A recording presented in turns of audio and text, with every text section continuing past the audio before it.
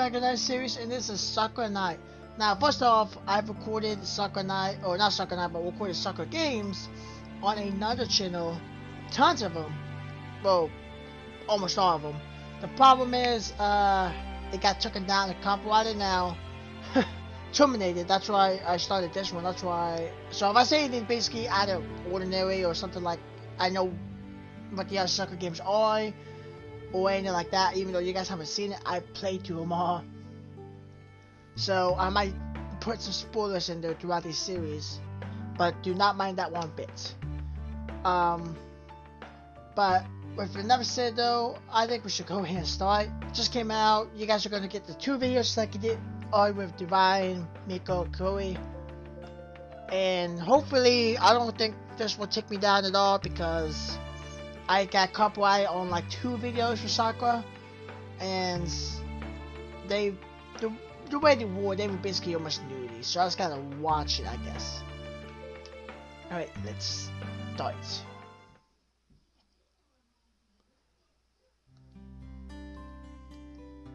Okay. The country of Lemuria is now at peace, but that wasn't always the case. Only a couple of decades prior, the people of this land lived in fear. They were ruled by the evil demon queen Gunhild, who crushed all opposition with an army of monsters. The downtrodden populace began to lose hope. They feared that nobody would be able to stand up Gunhild in her mighty armor. But then, a miracle happens. Hero was born in a small, out-of-the-way village buried deep in the forest. This hero was called Cressida, and she was an ordinary human. Nobody believed she could fight the demon queen, but she persevered. She trained long and hard, until she had mastered the art of the sword. Then she summoned a party, and she set off to face Gunhild. A fierce battle ensued. The people of Lemuria were certain Cressida would lose, but she betrayed their pessimistic expectations. Ordinary human though she was, Cressida bested the demon queen. Finally, the people of Lemuria were set free. 200 years had passed since then, and the people of Lemuria had continued to live in peace. Those who once mocked Cressida now revered her as the brave knight who brought peace to this realm. And as for what happened to Cressida herself, she turned down numerous offers from the army to become a official knight, and decided instead to live a simple life hidden from the public eye. She works as a baker now, in a small village with her husband and her daughter. Her new life is devoid of violence. She swapped the acrid scents of blood and metal of the woman of freshly baked bread. The screams of Christ and warfare with the wing of the bear above her shop's door. Her life is quiet, happy one, conducted in an enormous bliss. She's content enough, but I'm not. I've never had a chance to explore Lemuria. I want to experience this country all for myself. I want to go on epic adventures just like Cressida did. Oh, I didn't read all that. Oops. But by now, you're probably wondering who I am. So I'll introduce myself. My name is Estelle, and I'm Cressida's daughter. My mother is warrior turned baker, and I want to follow in her footsteps, minus the baking part. I'll take up a sword and I'll train my body to its absolute limit. Being a knight is my dream. Not seeing my parents were opposed to the idea of force. They've always been overprotective, and hate the thought of me fine. My mom's never taught me how to wield a sword, despite her own skills. I petitioned my parents relentlessly, however, and after much struggling, I was able to change their minds. My parents gave me some money, and my mother handed me the very same sword she used to defeat Gunhild all those years ago. Keep it still, it's yours now. If you really have the opportunity for becoming a knight, it should help you during times of crisis. Think of the sword as part of me. I'll always be with you. So long as you hold on to this blade, I promise. I was overwhelmed by Mom's kindness, and I could barely suppress my tears before I set off into the unknown. I think my final conversation with my mother went a little like this. Thanks, Mom. I appreciate everything you've done for me. I love you. I love you too, dear, and there's no problem. There's nothing I won't do for you. You're the apple of my eye. The dad brother and sister were like, mine too. You're my favorite daughter in the whole wide world. I'm your only daughter, Dad. And I couldn't act any better. I'll cheer you during your quest, my baby girl, so don't get hurt. I couldn't bear it. Don't get into skirmishes with any goblins. And don't talk to any strange man. Remember to change your underwear every day. And don't cross any bridges with trolls beneath them. Keep your wits about you and your sword sharp. And if you get sick of adventure, you can come home whenever you want. We'll be waiting for you. We love you, Estelle. Thanks, Mom and Dad, but I'll be fine. I'm not a child, I'm an adult. It's time for me to prove my worth. I'll make you both proud. And that leads me to the present. I've been adventuring for about 3 days now, and I've made some good progress.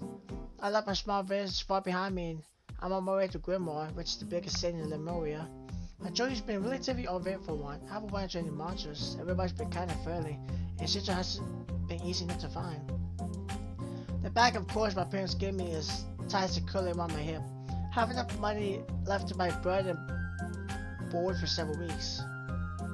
The money will run out eventually, but I already have a contingency plan. I'll phone Fire when I get to Grimoire, and we'll take on lots of quests out the city's guild. One of my good deeds will spread across the land, and soon we'll be rolling in money. I've never fought any monsters before, but I'm going to do my best. I'll become a strong knight, worthy of inheriting my mother's name, even if it kills me, but hopefully it won't. Let's try to spend the warm summer day training at the ruins of an old castle.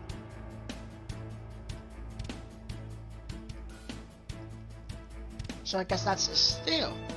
I thought she had Red Hill. I don't know why. It just seemed Red Hill would be the best option. Ha! I touched my sword forth again, slicing through the waves of invisible enemies. The sun breaks the nape of my exposed neck and my hair flies in the breeze. Back home, I always tie my hair in a ponytail. It made work with the bread easier. I guess some things really haven't changed. Though my tie is totally different.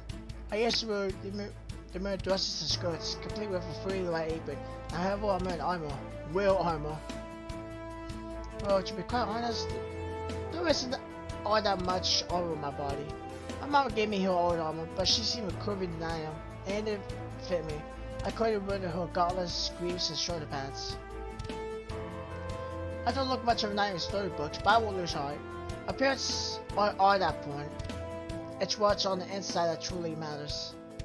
You can do this, Estelle. You just need to keep going. Yeah. My palm is shredded. I can't hold my shoulder. Hit flip. The hilt flies from my hands. The blade cloud against the ground. There's no good. I've never been knight this rate.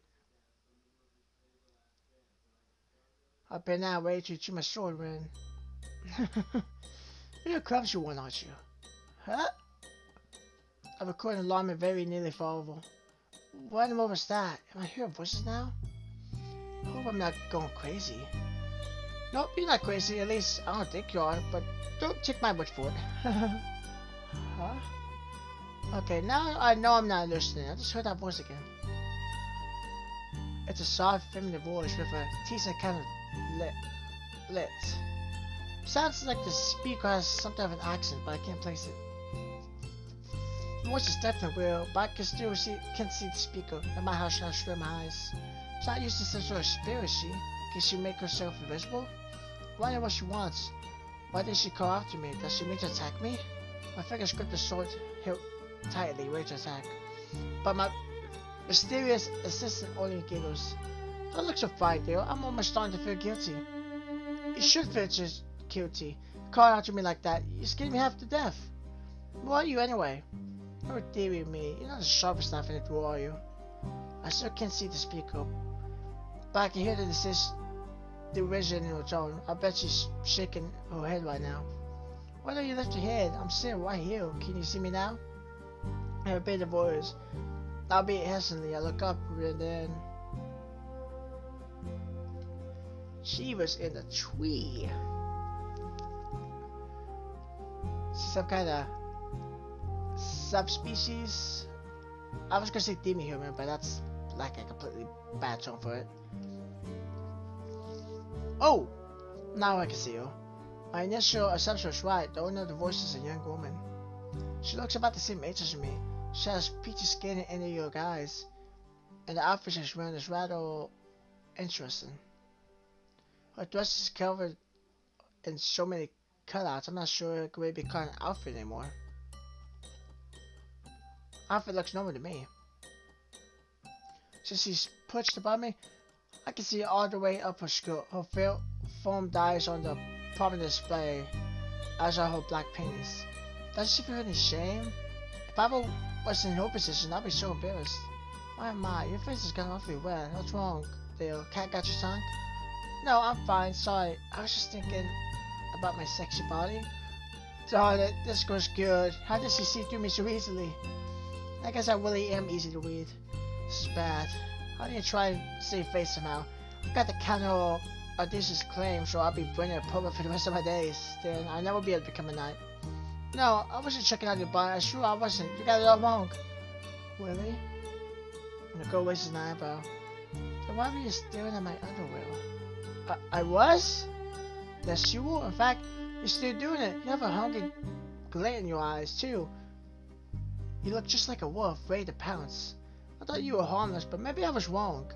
It's a good thing I'm all the way up in the street, or I feel my maidenly virtue would be compromised. Like you have any maidenly virtue. If you did, you wouldn't be sat there so brazenly with your underwear showing. It's what I would like to say, but I've never been good at speaking to strangers at the best of times. I feel tongue-tied, and I for having to discourse underwear isn't helping. Well, I'm sorry. I know I met anybody quite like you before. I didn't mean to steal. I was just surprised. So that's it, huh? The girl giggles. You're so awkward. Didn't your mother ever teach you not to undress cute girls before eyes? I wasn't undressing you. I wouldn't need to, given how much of her body is on display already. Her outfit's not leaving much to the imagination. Sure you are. She giggles again. I don't mind if you want to sneak a peek. I know I'm attractive, irresistible, incredibly charming, etc., etc. But if you actually have to go up, you should be a bit more covert about it. You're lucky I'm so forgiving, dearie. Now, let me get a better look at your face. Wait, what are you? No way! I still eyes rise, the mysterious girl hops down from a perch, her flutters downhill descent, and the cape stretches around her like a shroud. Be careful! The girl was sitting on the very tall branch of a tall, skinny tree. The top must be at least 40 feet, if not more. No ordinary human would be able to withstand that. She'll break her leg. Maybe I should catch her. But wouldn't the weight of her falling body crush me? I stand there, not sure what to do. But my concern soon proved to be in vain. The girl lands nimbly on both feet. The cocky smile in her face doesn't waver, and she looks no less worse for wear. She fell from a huge height, but she landed with pose and grace almost like a squirrel. Or maybe a cat? Now I can see the girl up close, and her underwear isn't commanding all my attention. I noticed a peculiar detail about her that slipped my attention before. Well, two peculiar details. She has ears. Alright, I know that sounds silly. Let me rephrase that. There's hair on her head that are like a normal humans. They're not soft and pink and fleshy. And neither are they attached to the side of her face. The girl's ears protrude from the top of her skull, and they look just like cats. Does that mean you're a cat girl? Yes, I am. I'm surprised you didn't notice sooner. One thing about me is I actually really like cat girls. So this is like a dream come true kind of thing. Cat girls are like my thing. Kinda actually safe.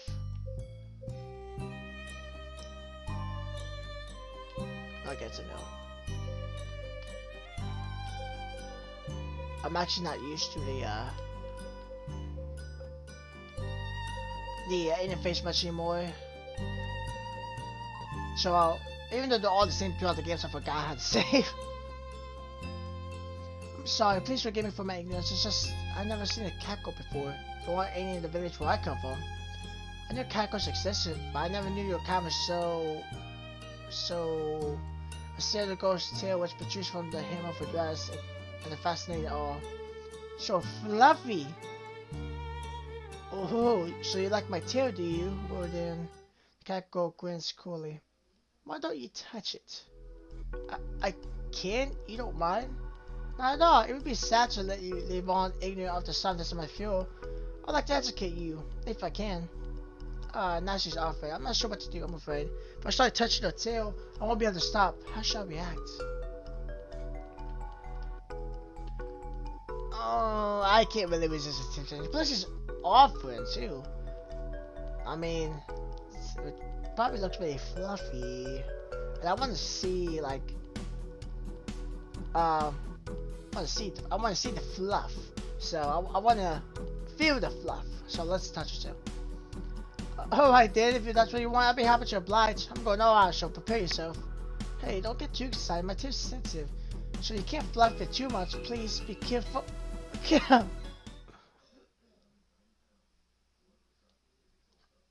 5 minutes later. I can't believe you felt my tip so much, now I need to calm it back down. I'm sorry, I'm really, really sorry. I don't know what happened. I lost my head. For such a skinny girl, you're surprisingly strong. Your grip was like iron. Have you been training the muscles every day? Not really, not consistently. At least it's just my parents own a bakery and I help out from time to time. I spent a lot of my childhood kneading dough, so maybe that's why I have such a strong grip. A baker, are you? Well, that explains a thing or two. You really are a funny woman. You might have ruined my tale, but I'm glad I decided to speak to you. Funny? How am I funny? You act so serious, but it kind of fits. You're naive, clumsy, and awkward. But I think it's charming. Did you have a sheltered upbringing, deal? Kind of. My parents are pretty protective, so I never had a chance to go exploring. This is my first time traversing Lemuria. So it's scary, but I'm going to do my best. I see, I see. And what's that sword for? It's not for decoration, is it? Oh no, I know it might sound silly, but I want to be a knight. A knight? That's right. As I am right now, I have much to learn. My skills with a sword are subpar. I'm going to give it my all, no matter what. I'll become a powerful knight worthy of wielding my mother's blade. I'll make my family proud. You see that sword belongs to your mother?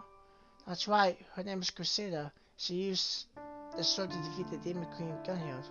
She's later famous, I guess. And that's an understatement. No wonder the cat girl looks so shocked. What? No way. That's not really the sword used to kill the Demon Queen, is it? Yes, it is. I won't lie about something like that. I'm not good at telling lies. My mother really is Crusader, and this really is the sword used to kill Gunhild. My name is Estelle. It's nice to meet you. Estelle, is it? Well, well. My name is Tart. Just Tart. I might look like a cute cracker, but looks can be deceiving. Since you shared a secret with me, I'll share one with you in return. Yes? What is it? Shh, keep quiet. Lean in and listen. Char's voice drops to a whisper. I don't make a habit of tearing the stereo by it, but in actual fact, I'm a witch. I use powerful magic beyond most people's imagination, and I use my magic to help you. During my studies, I came across an ancient witch that can increase people's physical strength and stamina. It'll make you an exhibit knight in no time. Huh? Is magic like that really possible? It is indeed, or my name isn't Tart. Well, I've never heard of any spirits that can do that. It sounds too good to be true. But it isn't. I'm being very sincere, dear. I take a like to you, and I want to see you accomplish your goals. I'm so nice, I'll even do it for free. When you let me try the pretty witch cat work with my magic, I'm a little dubious about all this, but Tara seems nice enough. I'm sure she means real. I mean, she even offered to let me fluff her tail. She wants to help me, and who am I to begrudge her? I don't want to seem ungrateful. Alright then, Todd. Please, use your magic to turn me into a proper knight. I'm counting on you. Well, forget that time ago. This is already too easy. I must feel guilty. What was that? Oh, nothing, nothing. Now, why don't you follow me? This is a secret ritual, so I need to conduct it deep within the woods. You'll come with me, won't you?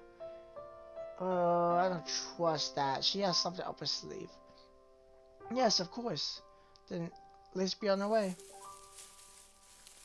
Toy sets off, a spring and a step, and I fall behind. I watch her back as we walk. My gaze focuses on her tail. The way it bounces as she walks is simply too cute. I've already known Toy for a few minutes, but I trust her. I know she'll never lead me astray. You don't trust something by after a few minutes. I might warn me not to talk to straight spirit, but talking to cat witch should be fine. What could possibly go wrong? Everything. 20 minutes later. what she tied her up or whatnot? You don't talk. You don't trust somebody after a few minutes. That's like what you don't do. I would say though, compared to the other Shark games, there's been a lot more CGs. That's close together. Normally CGs take a while. Hey Ty, was taking my clothes off really a necessary part of this ritual? Yes, of course. Bearing your skin to me will make it easier for the magical energy to flow into your body. Just trust me, dear. Oh, I understand that much, but why do you tie my arms up and why do I have to squat like this? I look down myself embarrassed, my legs are spread, my arms are above my head, and I'm totally exposed. Sleep assistance making me look like a total exhibitionist. I keep me shooting my naked body with my arms. They're shrunk up above my head. I feel like a slab of meat on display in the butch window. A sexy slab of meat. I don't think I've ever been more embarrassed in my life. No, dude, don't fret. I know precisely what I'm doing. Do you? Yes, indeed. This is how we're not trained. You need to do difficult proportions like this to strengthen your muscle. And being naked should strengthen your mental fortitude. Why, I think you look stronger already. What? Really? Yes, indeed. You look so powerful. I'm not entirely sure you even need magic after all. Pulling Richard now would be a waste, but when you've already developed so splendidly. Shall I be alright? Have fun, dear. Huh? Wait. My card is tight. Suddenly felt sick. What do you mean? You're going to sick leave. You can't leave me now. Oh, why not? Why not, she says. It's an obvious just because you sit here and make us stronger. You just abandon me in the woods without any clothes? What if I get attacked by monsters?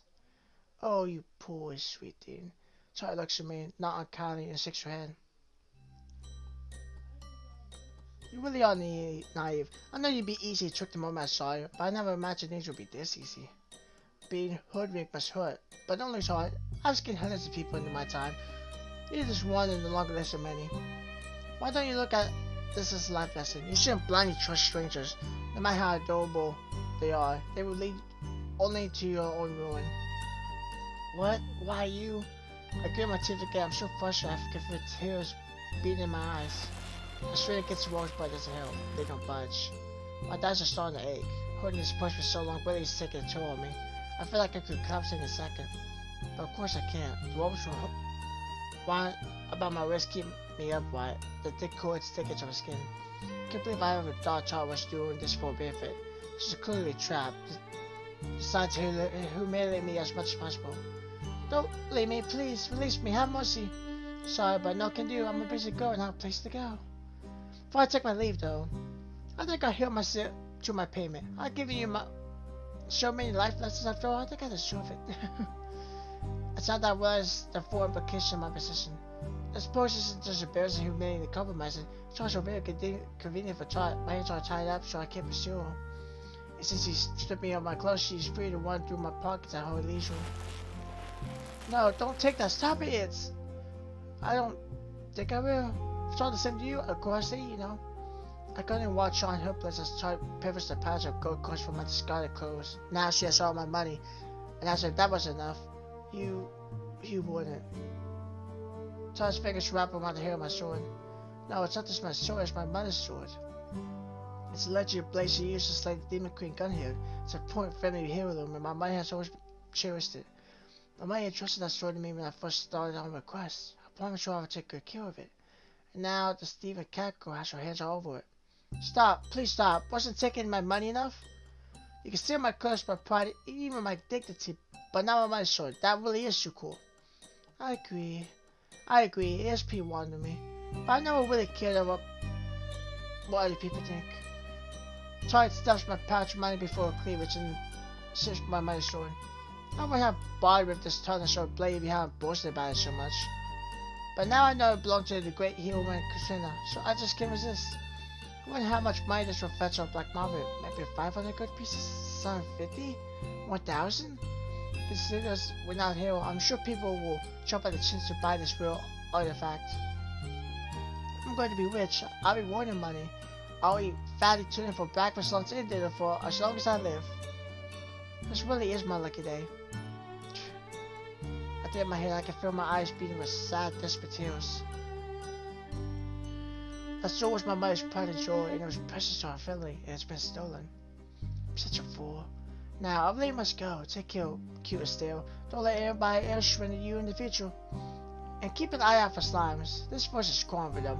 And they're simply attracted to the bare flesh of new biofeminites. If a smart cat could truly befriend a witch, the heart went off. She's gone. And she's taken my sword for. I'm all alone in the forest. At least I was alone, but in Charles' absence, I could see strange shapes glistening on the grove. They're lime green, they look all like linked to this. They're slimes. They couldn't be slimes. Now what's going to become of me?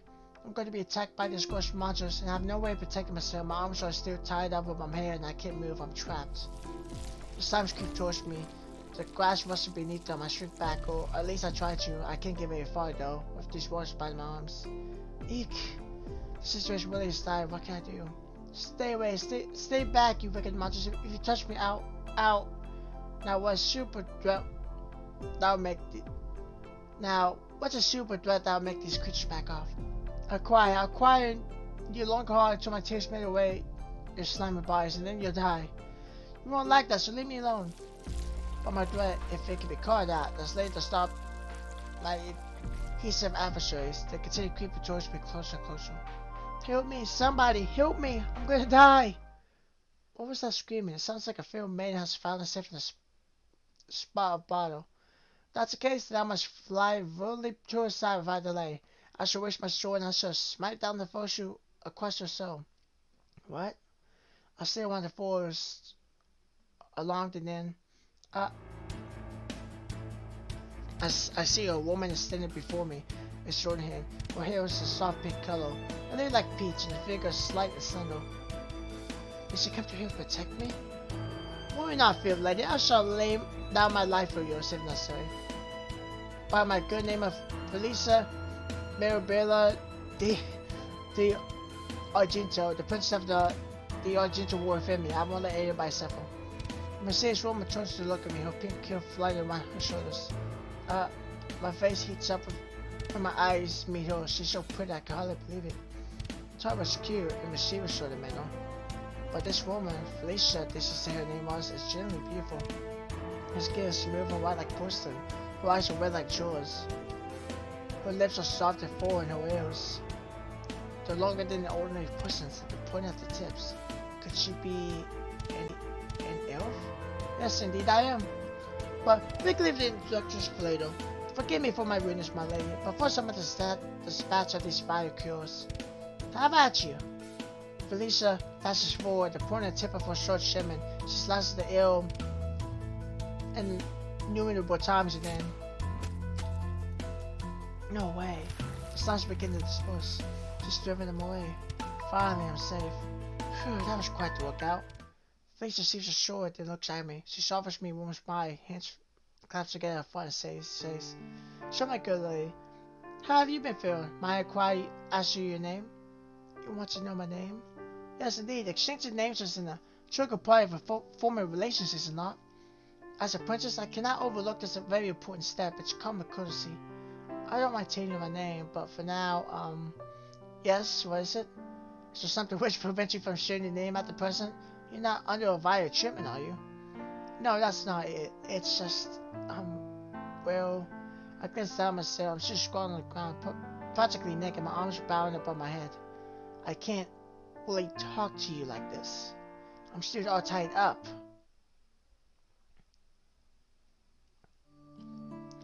Phew. It took quite some effort, but the ropes which bound you have now been severed. My apology for not attending to matters soon, my lady. I wanted so badly to make your acquaintance. I failed to notice what an opinion state you were in. I really am quite thoughtless. Thoughtless is one word for it, though that implies a certain measure of selfishness, which I don't think is entirely fair. Felicia isn't surface at least. I don't think she is. Strangers though we are, she didn't hesitate to drive those slimes away when she saw us in intro. She's a very nice person, a stranger no, but she is a total ditz.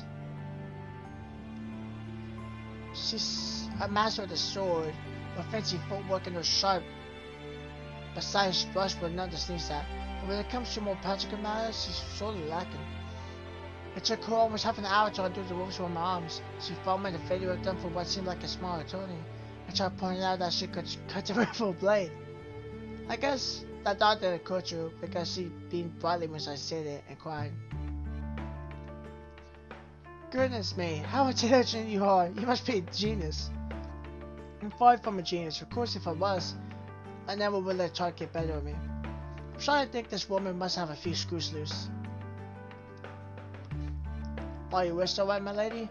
I hope that they don't ache too terribly. It hurts a bit, but I think I'll be alright. Oh, thank goodness, I was so worried. Felicia takes my hand in awe and another smile on her face. When I heard you cry out, I felt my blood run cold. I knew I had to protect you, no matter the cost. I could never let anybody suffer so. Must have done a lot, but you're safe now. I shall protect you.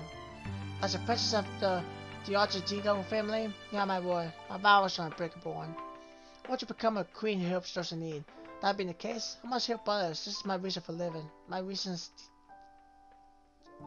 d'etre, as it were. She's talking so fast I can't get a single word in. She's shaking my hands pretty hard too. They must feel like they're going to drop off. Can't she be a bit more gentle? Hey, you heard me. Let go. Oh right, my apologies. I forgot that humans are far more fragile than ourselves. Your race is quite a delicate one, but that makes you all the more adorable. I do so love it when you work hard or come to arts. Yeah, thanks. I scratched my cheek with one hand. Now, this is pretty awkward. I'm indebted to this girl and I'm glad she's saving me, but that's difficult to deal with. She sure does love the sound of her own voice. She's been growling at me for so long I haven't even had a chance to get dressed yet. I'm practically naked. Excuse me, but you don't mind if I put my clothes back on, do you? Oh no, of course not. I apologize for talking so much. I didn't mean to keep you. I just don't think that's my problem. As a princess, I need to be more consensus. Did you know? And she started talking again. This is great. If this keep up like this, I'm going to get a huge headache. Scratch that. Felicia is a headache. Right, thanks. I put on my clothes while the elf girl continues to chat in the background. I lace up the front of my coat and adjust my belt. All the while, my fingers trembling my face bones. I've known this elf for only a few minutes, but she's always seen some of the most intimate parts of my body. This is embarrassing. I don't know what it is. So, now that you have been fed from your strange, would you mind telling me your name? Calling you my lady is real good, but it is something of a mouthful. I would like us to become acquaintances, perhaps even friends. So, a name is necessary. As your rescuer, I think I deserve at least some slim form of compensation. Oh, right, I'm sorry. My name's Estelle. It's nice to meet you. Estelle? Felicia repeats my name happily. As a small child, my smile upon her face is so pure and gentle. It's enough to make my heart pound. Oh, I'm so very glad to have met you. You really are adorable. Your face and your beard and those big eyes of yours. You're charming. You could make flowers bloom. I mean, you must be fate. It was ordained by the stars. I'm trying to talk fast like she might, but I can't get over to the words. I'm having trouble trying to say the words sometimes. Felicia takes my hand and presses a kiss against my knuckle. I can feel my face burning. Nobody's ever done that to me before. Is that standard green in my ears? Since I'm an uncultured woman, it almost feels like Felicia's trying to flirt with me. That's ridiculous, isn't it? I must be reading into these too much. I must say though, I did not expect to find anybody this fond of forests. Particularly not an unarmed human ghost as yourself. It can be dangerous, you know. Yes, I know. If I didn't before what I do now, the forest is filled with Wachowski monsters. I was so armed when I came here though. I'm not that stupid. I had a sword and money too now. However, I look at the ugly red marks that crisscross my waist and inside. All I have are the clothes on my back. I don't even have a weapon anymore. You had a sword, you say? How curious. I don't see them. Well, they wanted the slime sticker. I did not know they had a penchant for signing things. I always believed that was the Macbees. No, they didn't. It's a long story. Willie now. It seems as though you have suffered a good deal lately, but worry not, I'm with you, and I shall let you come to any harm. If you have no sword of your own, then I shall be your blade. I shall guide you out of these woods, and I shall lead you to safety. I won't let any monsters in the forest harm a single hair on your head. Of that, you have my word. Is that really a why? I don't want to be a bother. It's not a bother at all. I'm offering to help because I want you, please. Do not turn me down, or my heart would break. You say that, but you only hurt me once. You have no obligation to stay with me. And anyways, I kick a loose pebble suddenly shy. I'm sure I'll only slow you down. Even when I did have a sword, I couldn't make any use of it. I'm trained to be a knight, but I'm completely worthless. No, that's not true. You're not useless, Estelle. I've only known you for a brief spell, and it is true, but I can see you have an untapped potential lying deep within you. Your skills with a sword are near no doubt. Your true strength lies in the beauty of your hearts. I can already tell how kind you are just by speaking to you. You've been through many misfortunes today, but still you hesitate before asking for help. So consider you're a good, gentle woman. I wish to aid you however I can. Now, won't you let me guide you out of the woods? It would certainly comfort me knowing that you are safe and sound. Well, if you care about me that much, then I paused, pondering. I got taken advantage of by a strange less than an hour ago. There's a chance that Felicia might mean to surrender me too. By that, somehow she seems far more trustworthy than I. If I'm going to escape from this forest unscathed, I'll need to rely on Felicia. She might be my only hope. Alright. I guess I can follow you for now if you really don't mind. Not at all. I'll be only happy to, my lady. Criminal film mates is in need is my favorite pastime. Okay then. Felicia hums cheerfully to serve us walk to the forest. Leaves clutch beneath the soles of my shoes and tricks crack. We've been wandering for about 20 minutes now, and the trees are starting to thin out. We must be near the path already. When we reach the road, I'll have to bid farewell to my new opinion. I don't want to hold her back. If I'm ever going to be real knight, I'll need to learn how to fight my own battles. But strange though she is, I think I'll miss Felicia when we part ways. It was nice having been an ally, even if said ally did stumble across me in quite a embarrassing position. Now I've gotten over the worst of my surprise, I can't help but take an interest in Felicia. Why was she wondering about the forest anyway? You said you were a princess, didn't you? Yes, that's right. I am Felicia Meribildi Argento, the princess of the Argento ruler family. I'm the oldest daughter of the king and queen. We rule over the small lands of Greece to the north of Lemuria. I see. So she's a princess, huh? I thought she said that, but I was preoccupied at the time. And I'm sure if I misheard her. She's a princess, then that would surely explain her neat, clever vows and a slightly fancy, shall we say, style of speech. However, she's wealthy. If she's a princess, she has to be. Her armor, what later she's wearing at least, looks expensive, as do her sword. That only invites more questions, though. If you're a princess, why are you running the forest on your own? Shouldn't you have your retainers with you? Maybe that's how it works with human already. But we always have our own customs. It's a long tradition among the Argento royal family that the oldest child of the queen and king, be they male or female, must embark upon the quest across Lemuria once they reach adulthood. I wonder what constitutes adulthood of an elf. I've heard that elves live longer than humans, and our lifespans don't quite match up. Though Felicia seems to be my age from a glance, there's a good chance she might be older for all I know. She could be 30, 40, maybe even 50. Well, I guess it's pointless to worry about her precise age. She looks like she's in the early 20s, and I guess it's enough for me. The prince or princess venture across the continent on foot with only a sword, some armor, and their wits to guide them. They must mingle with the common folk, check on quests, and see as much as the way as possible. This is to prepare us for when we extend to the dawn, so that we may be good and kind warriors who can treat our subjects fairly. We would be poor excuses for kings and queens if we could not understand the plight of the common man. I guess that makes sense, but what if you get hurt or even killed, then you'll never be able to ascend to the throne? That's another important job in this quest. It's undertaken so that we hone our fighting prowess, so that we must protect our people should the matter arise. A good king or queen has to understand how to lead their country, their people, and their army. If I were to succeed ages through my travels, my people would no longer trust me. Who wants to be committed by a queen who couldn't look after herself? Should that scenario arise, one of my siblings will embark upon this quest of my seed, so that they might become the next queen of Greece. I have a lot of siblings, so I should be fine even if I fail. Of course, I have no chance of doing that. I'm quite competitive, and I hate losing. How many siblings do you have exactly? Well, let me see. They were set for a long time. Our parents are no exception to the rule. They have been very busy during the 150 years they've been on the throne, and they decided no less than 40 children. 40? Yes, indeed. Are you surprised?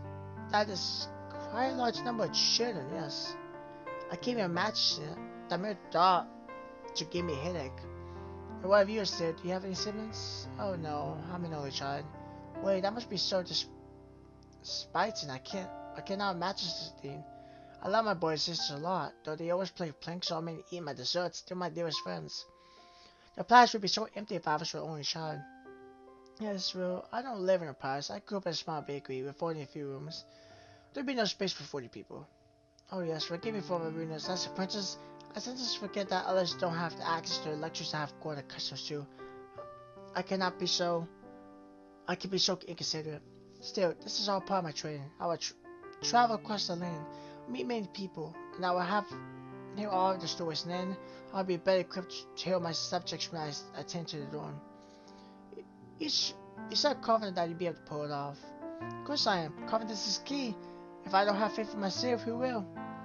I will become a good queen, and I will lead my people. That is a simple fact. It's not up for discussion. I look like a penny impressed. Felicia must have a lot of responsibilities weighing under her slender shoulders, but she's doing her best to keep you going regardless. Her smile is bright and waving, her eyes sparkling with all the excitement of her small eyes. She started to choke me, she's putting me to shame. What is it, Estelle? You have fallen awfully quiet. I didn't say anything that upset you, did I? No, that's not it. I was just thinking I could be as confident as I was just wishing I could be as confident as you are, you see. I have a goal like yours.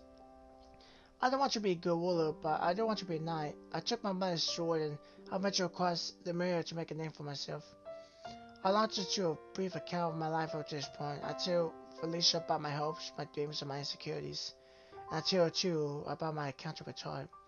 I was on my way to Grandma when I was taken advantage of a thief. Saw how naive I was and she tricked me.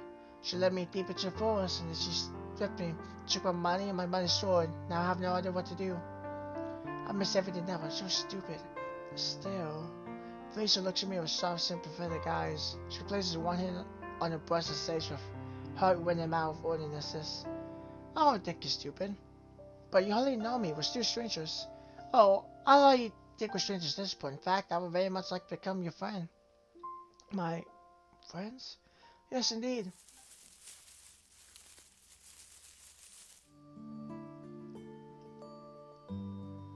And to add the fullest, I need to get myself a quick drink of water because my throat is dry. It hurts to talk a lot like that.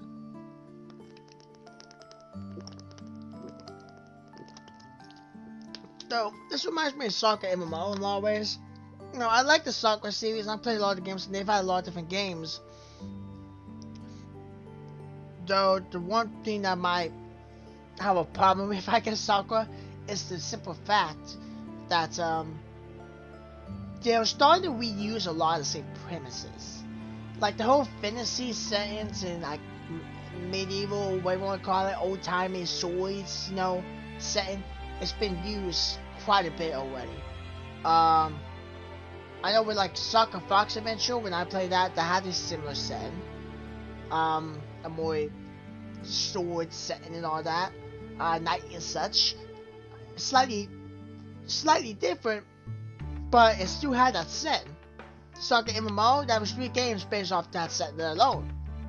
And now Sakura Knight is also based off that setting. I mean, I love the games, but they're starting to base a lot more off the settings. Of course, there's always different characters and different personalities and different looks.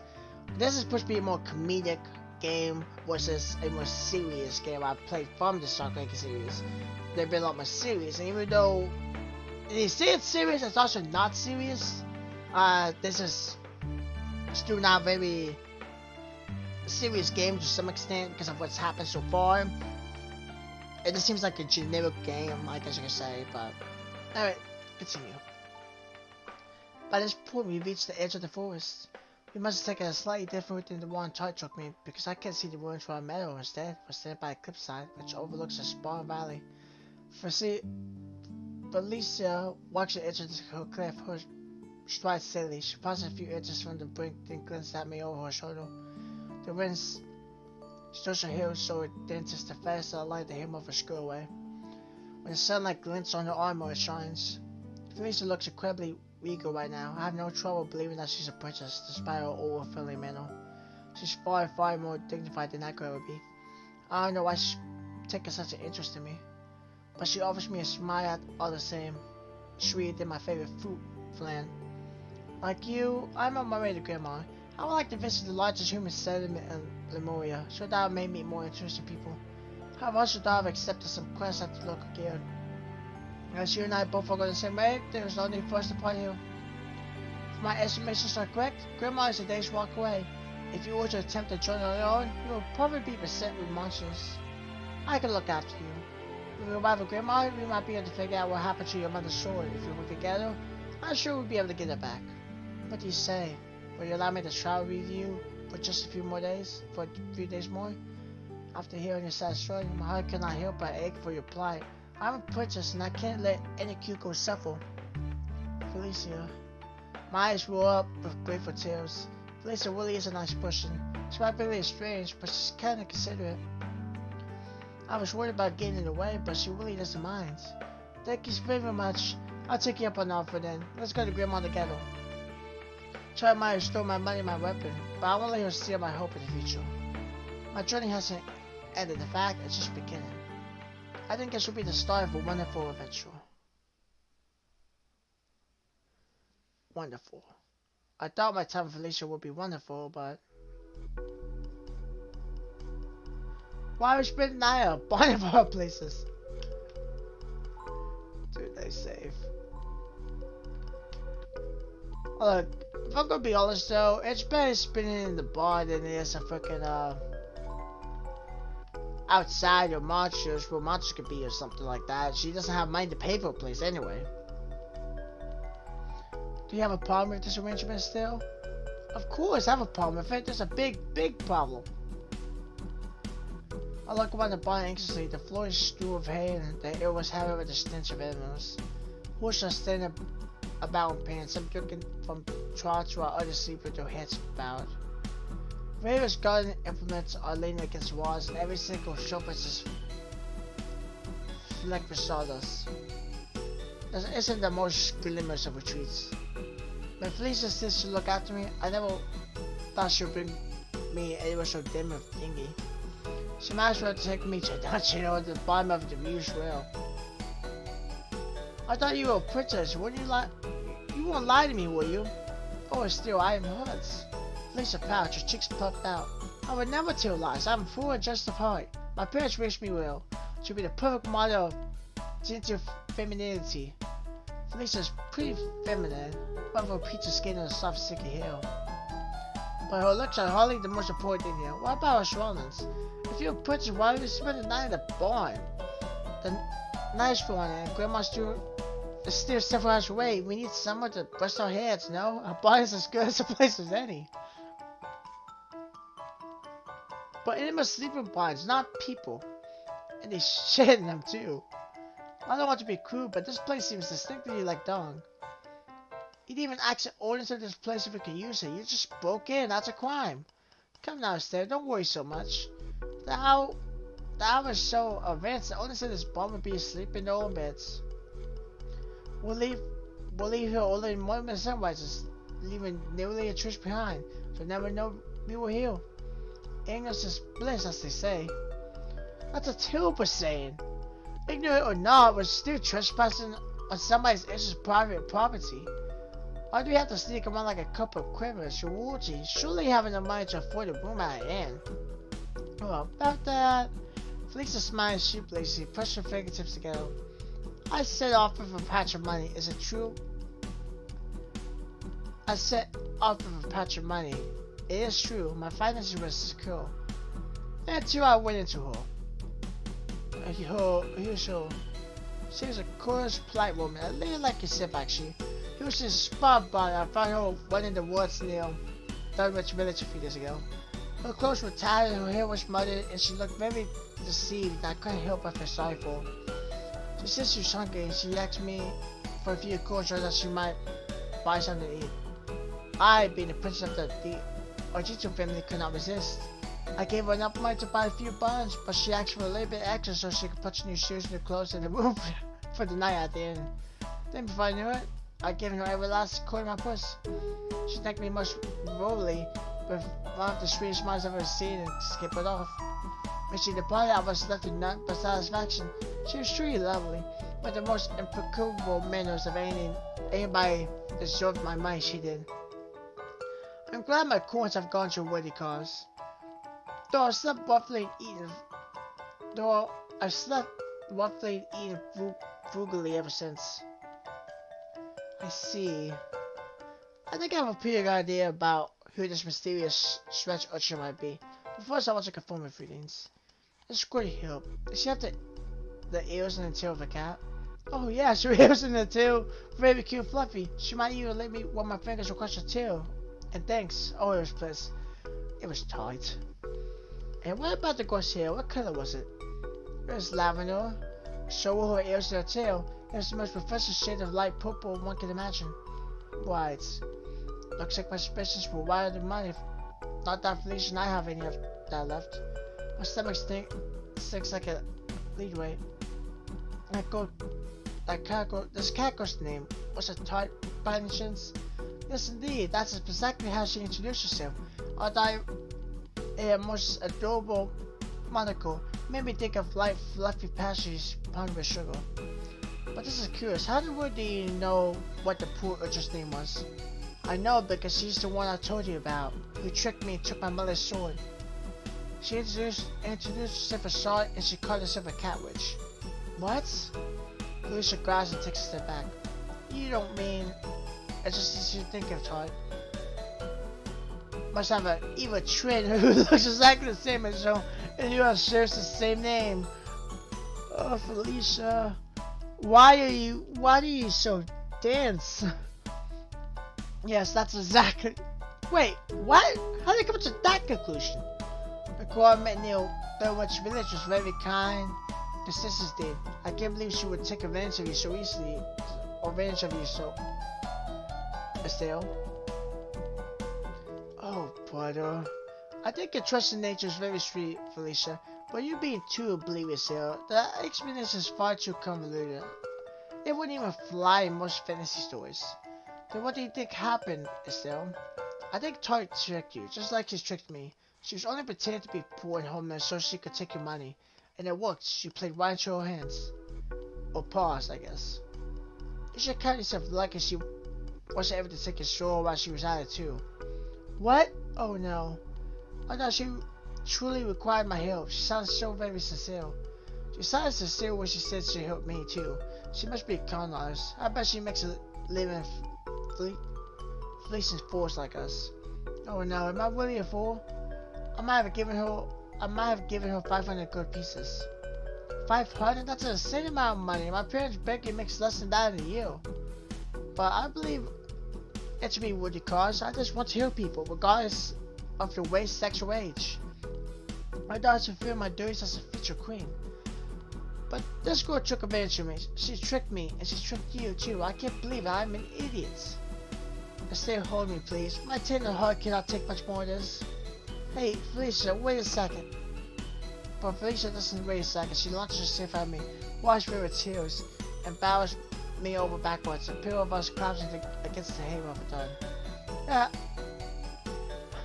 Felicia buries her face in my chest and cries dramatically. Palms wrapped around my middle so tight I can scarce draw a breath. And my behind first numb after striking the ground. Though Felicia's body is willingly, she's surprisingly strong. She feels more powerful than an ordinary human. Is that because she's an elf? I'm scared that my bones are gonna break. Felicia, please, I know you're upset, but you need to get off. I can't breathe. Oh goodness.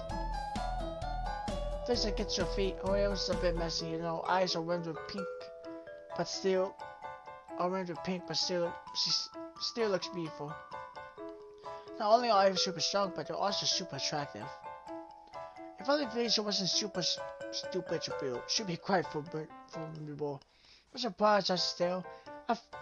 Feel quite lost. I feel I quite lost my head for a few moments. Are you alright? I didn't hurt you, did I? I think I'll be fine. I catch my feet, wiping down my thighs free of hay. I'm more worried about you. You're not too upset, are you? I am a tad happy, I will admit. I did not kill through my generosity abused in such a monstrous manner.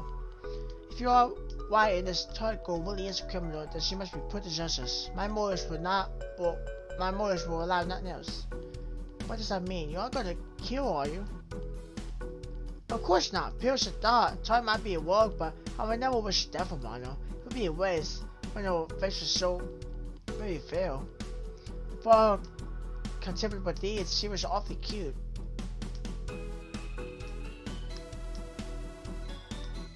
I didn't think she was that cute. I guess she was pretty cute, yeah. Yeah, I mean, yeah, she was actually pretty adorable. I guess I can't argue with that. So I did some pretty bad things, but she was pretty adorable. Not doesn't make up for her actions, of course, but it would make me feel guilty about her, you know.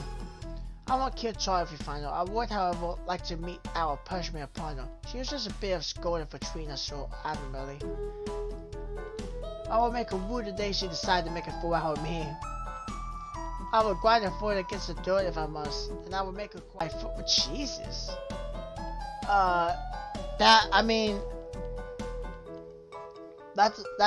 feel like that might, killing is bad for her anyway, but I feel like that could always be considered worse than killing, because I expect like a small punishment, like a spanking or something, but she's like, no, I just push her head into the dirt, and I'll scold her I'll just rub her head against the dirt real hard. For such a seemingly mild-mannered woman, Felicia can be quite askew when she's angry. So, what are we going to do now? Are we going to look for Todd? Yes, indeed, she made a fair lady cry, and I simply cannot forgive her for that transgression. We will set off for Gilmore Post when the morning sun rises. That's the most likely place she'll have gone if she means to stay with your sword. We will seek her out amongst the streets, and then we will exact our vengeance.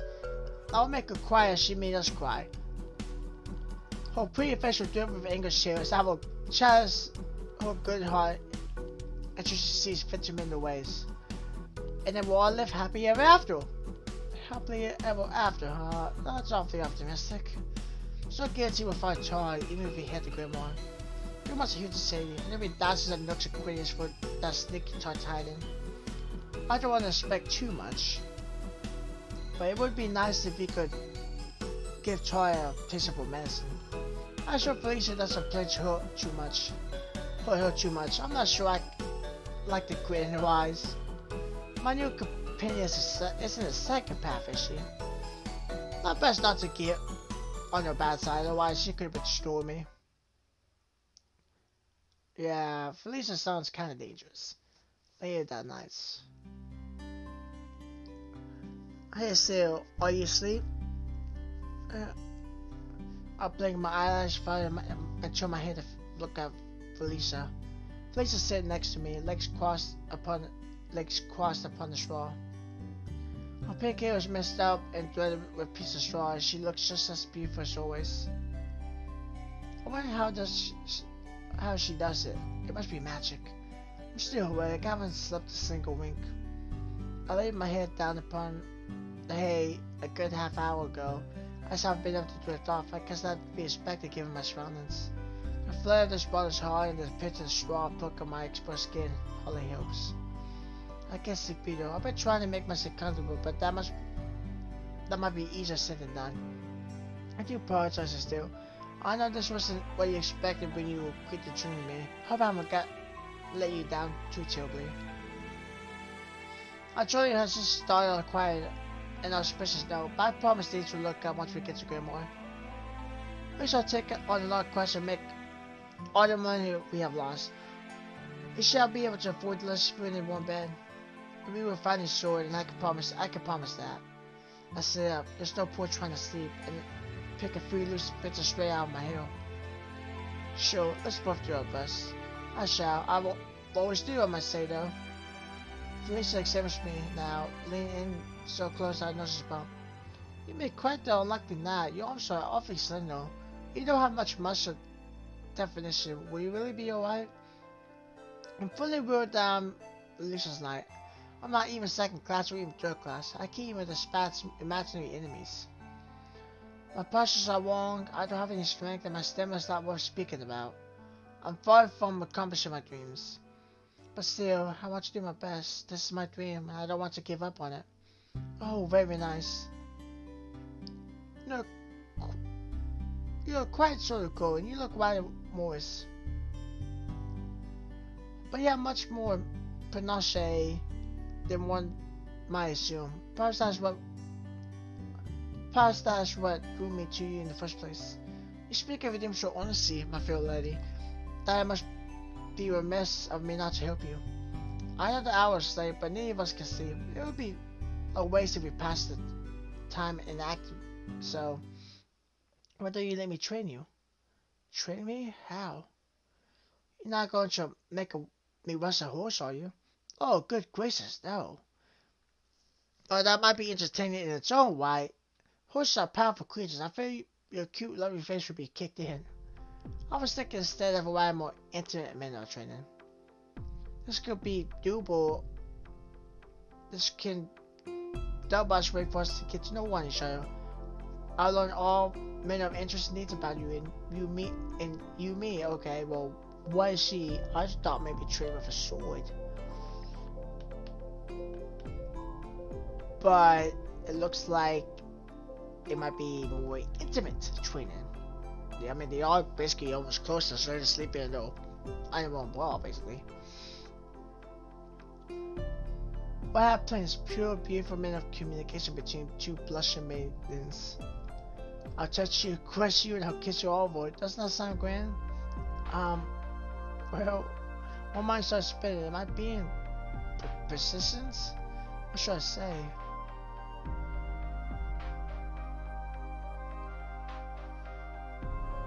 I mean, doesn't seem that bad. Plus, you know, it's not like she's gonna do anything super bad to me. It doesn't look like. It looks like it just be nice training, I guess. So let's just train. Alright then. I don't know much about intimacy, and I don't have much experience. But if you don't mind that, I suppose I won't mind training you. Well, that's one of the news. But are you sure, Estelle? You don't look completely certain. Well, I would love to discover your body. I don't want you offering yourself onto me just because you feel obliged. I don't feel like that at all. It's true, this is very new to me. It's kind of scary, but I'm sure you take care of me. I trust you, and I do think you're attractive. I thought you were pretty the moment I met you, so, you could be as harsh on my body as you like. Right now, I belong to you. Oh, you are charming. I could just eat you up. Now sit back and relax. I'll train you to the point of exhaustion, but I won't break you. I like you right too much for that. The next day dawns bright and early. Felicia and I rise from the bed straw, bluey eyed from the night before, and resume my travels. We traverse the land. Is that all that's gonna be said about the night before? It's just bluey eyed from the night before, and then that's it. So we're not gonna know what has happened during that the whole time. Like how far did they go? How long did it last? I traversed the land, crossing dusty footpaths and bridges on our way to Grandma. It's a warm, fair day, just like yesterday, and the sky above our heads is bright blue. The sun hangs in the sky like a golden disc, and the grass ripples against my feet in the breeze. At one point, we come across a lake. There, Felicia divulged herself as her close, divulged herself of her clothes and steps in.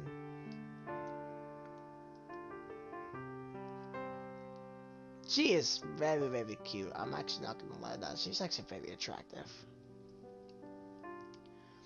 The water feels so nice and cool. Felicia laughs cheerfully without a care in the world as she flits about in the water. She looks so at ease. She reminds me of a river spirit. She bends down, scooping up some of the water, then tosses it into the air. The individual droplets catch in the sunlight, glimmering like diamonds. Her pants cling to her thighs, slick with water. It's strange actually, she's not wearing the white undergarments I saw her in yesterday. These pants are red. Where did she get them from? Maybe this is a swimsuit, or she carried them before doing the travels, but where did she keep it? I'm a bit confused about her change of attire, but... Hey, Estelle! Felicia calls out to me. What are you waiting for? Don't you want to wash yourself down with me? I can help you clean your back and your shoulders if you like. Let's enjoy the water together. About that, I think the tip of my foot against the riverbank slightly, my head bowed. It's hard for me to even look at Felicia given her current state of undress. She's not wearing very much at all.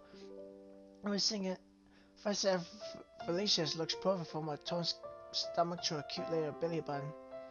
I always knew she was pretty, but this is taking things too far. She looks so good, I feel jealous.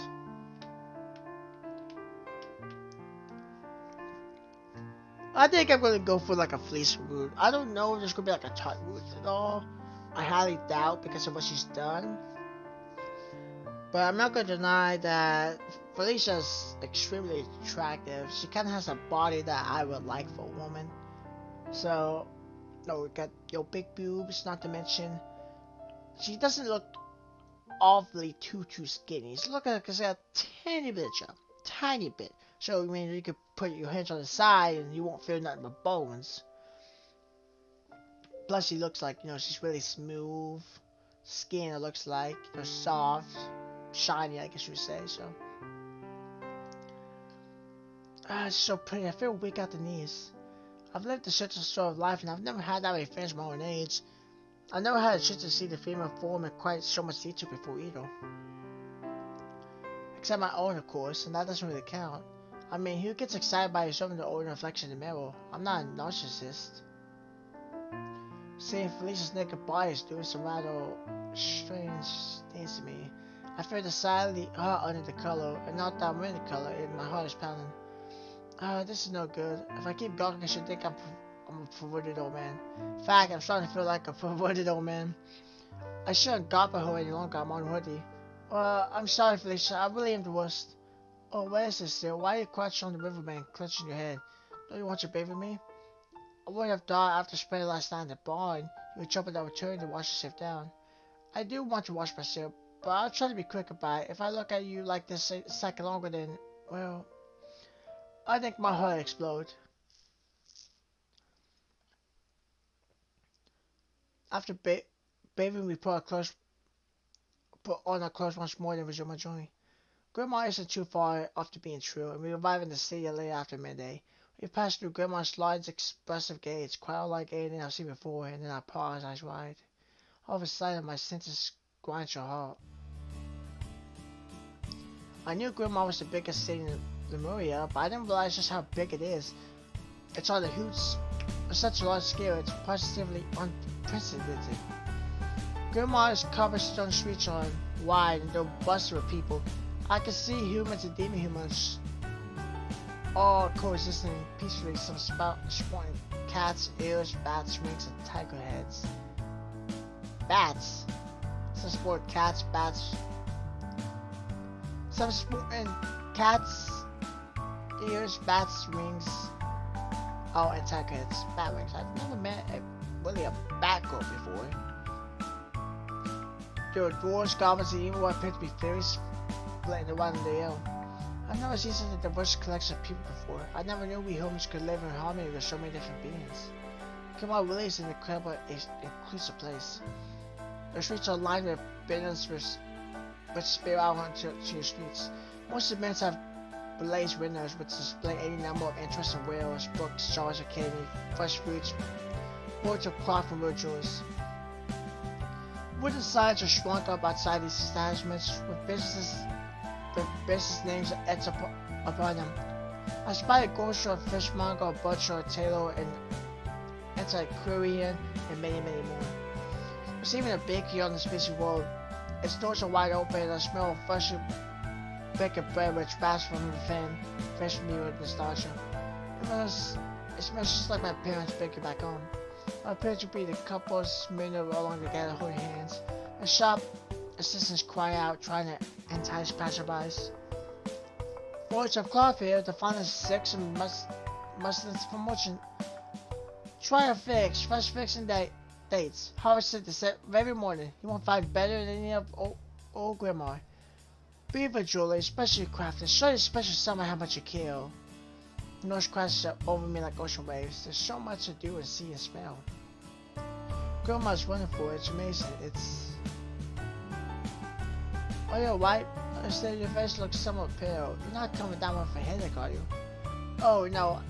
I'll be fine. This is a bit overwhelming, though. I can't match as much. If you don't explore your life and Boston say something this would be quite a lot to take in. I've never been to Grandma before myself, but I'm used to the noise. It's no concern to me. I guess you would be having 40 siblings at all. Yes, indeed. I feel quite at home amongst them. Like one of these streets for hours, taking in all the sights. But I feel that would not be very conscious interest on my part. I don't want to make you feel uncomfortable. Moreover, we do not have any money. We have little reason therefore to look at any of these shops. We could not be able to afford anything. I suppose you're right about that. Hang my head, impotent. I was so overly awed by Grandma Shakes I almost forgot my daddy's circumstances. But Felicia's words bring it all back to me. We'd always sang a cordial with the game between us. And I still don't know what's happened to my mother's sword. Might be Grandma now, but we're no closer to coverage than those. Plus, my stomach's swelling. I push a hand against it, trying in vain to silence this discontent. Felicia and I paused our joy here to eat some berries and nuts, but that wasn't nearly enough to sate my appetite. The smell of baking bread must have roused some primal urge within me, because all of a sudden I feel ravenous. I love to eat a hearty meat pie or maybe even a plain loaf of white bread, but that costs money too. As there's Felicia and I can't afford even the luxurious Grandma offers. What are we gonna do? Worry not, my dear, still have a plan. It's a period that we search for the brigand who wronged us so and get back your money's sword. But for that, we need a course in capital. Then we will be able to secure a place to stay and food and drink us to take our bodies. When we have money enough, we can begin a search for the treacherous type. First, let's enter Adventure Guild. We will check on a few simple quests and have them done before night falls. What say you choose I did my travel combat? I took Felicia's words over my head, which is easier said than done given how noisy these streets are. Seriously, it's so loud and I can hardly hear myself think. All these shopkeepers crying about the words is hardly helping. I'm not sure if I'm able to take on any quests in my current state after he eats so late and sleeping less, but Felicia's right. This is probably our only way to make money. That being the case, we better go to the guild sooner than later before my exhaustion takes an even greater toll on my body. Alright, I'll agree with your plan. Let's make our way to the guild. Yes indeed, isn't this fun? Felicia smiles blatantly and claps her hands together. We truly are going on an adventure. I shoot Felicia a sideways glance. Are you enjoying all of this? Yes indeed, I've always loved traveling. But it's become even more amusing since I met you, my dear Estelle. Whatever you, I hope you're also having fun. I'll be having more fun if trying to stole all my money, but a small smile rises to my lips unbidden.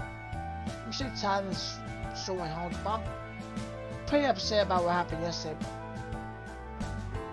But well, it's alright being bad when I'm with you. You're so cheerful, you make me feel like I can really do this.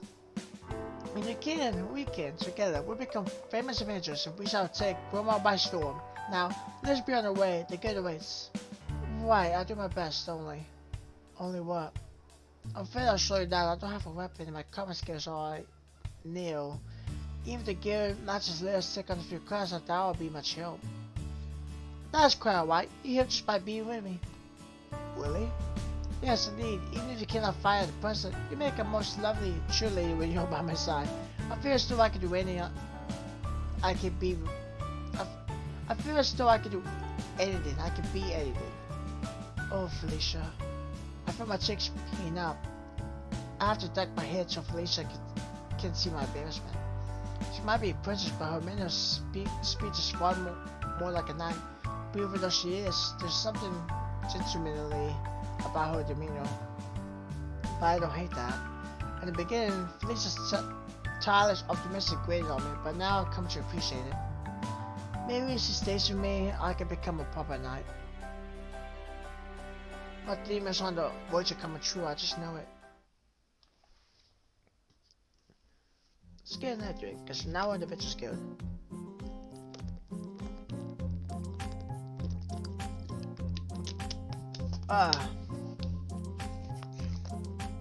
Always gets so dry. Because they have no voice acting. I wouldn't mind having voice acting. Heck, they should really do the voice acting now for these characters, considering that they release visual novels so quickly now. Like once a month they release one. So imagine 12 months, entire year, releasing one visual novel. It used to be 3 or 4 months. I don't know if they just grew the staff more, because I know Sakura Adventure released so quickly after MMO3, which I didn't think it would. I think I like Sakura Gamer 2 that released super quickly after Fox Adventure, like a month later. And then now you got this game that also released super fucking quickly.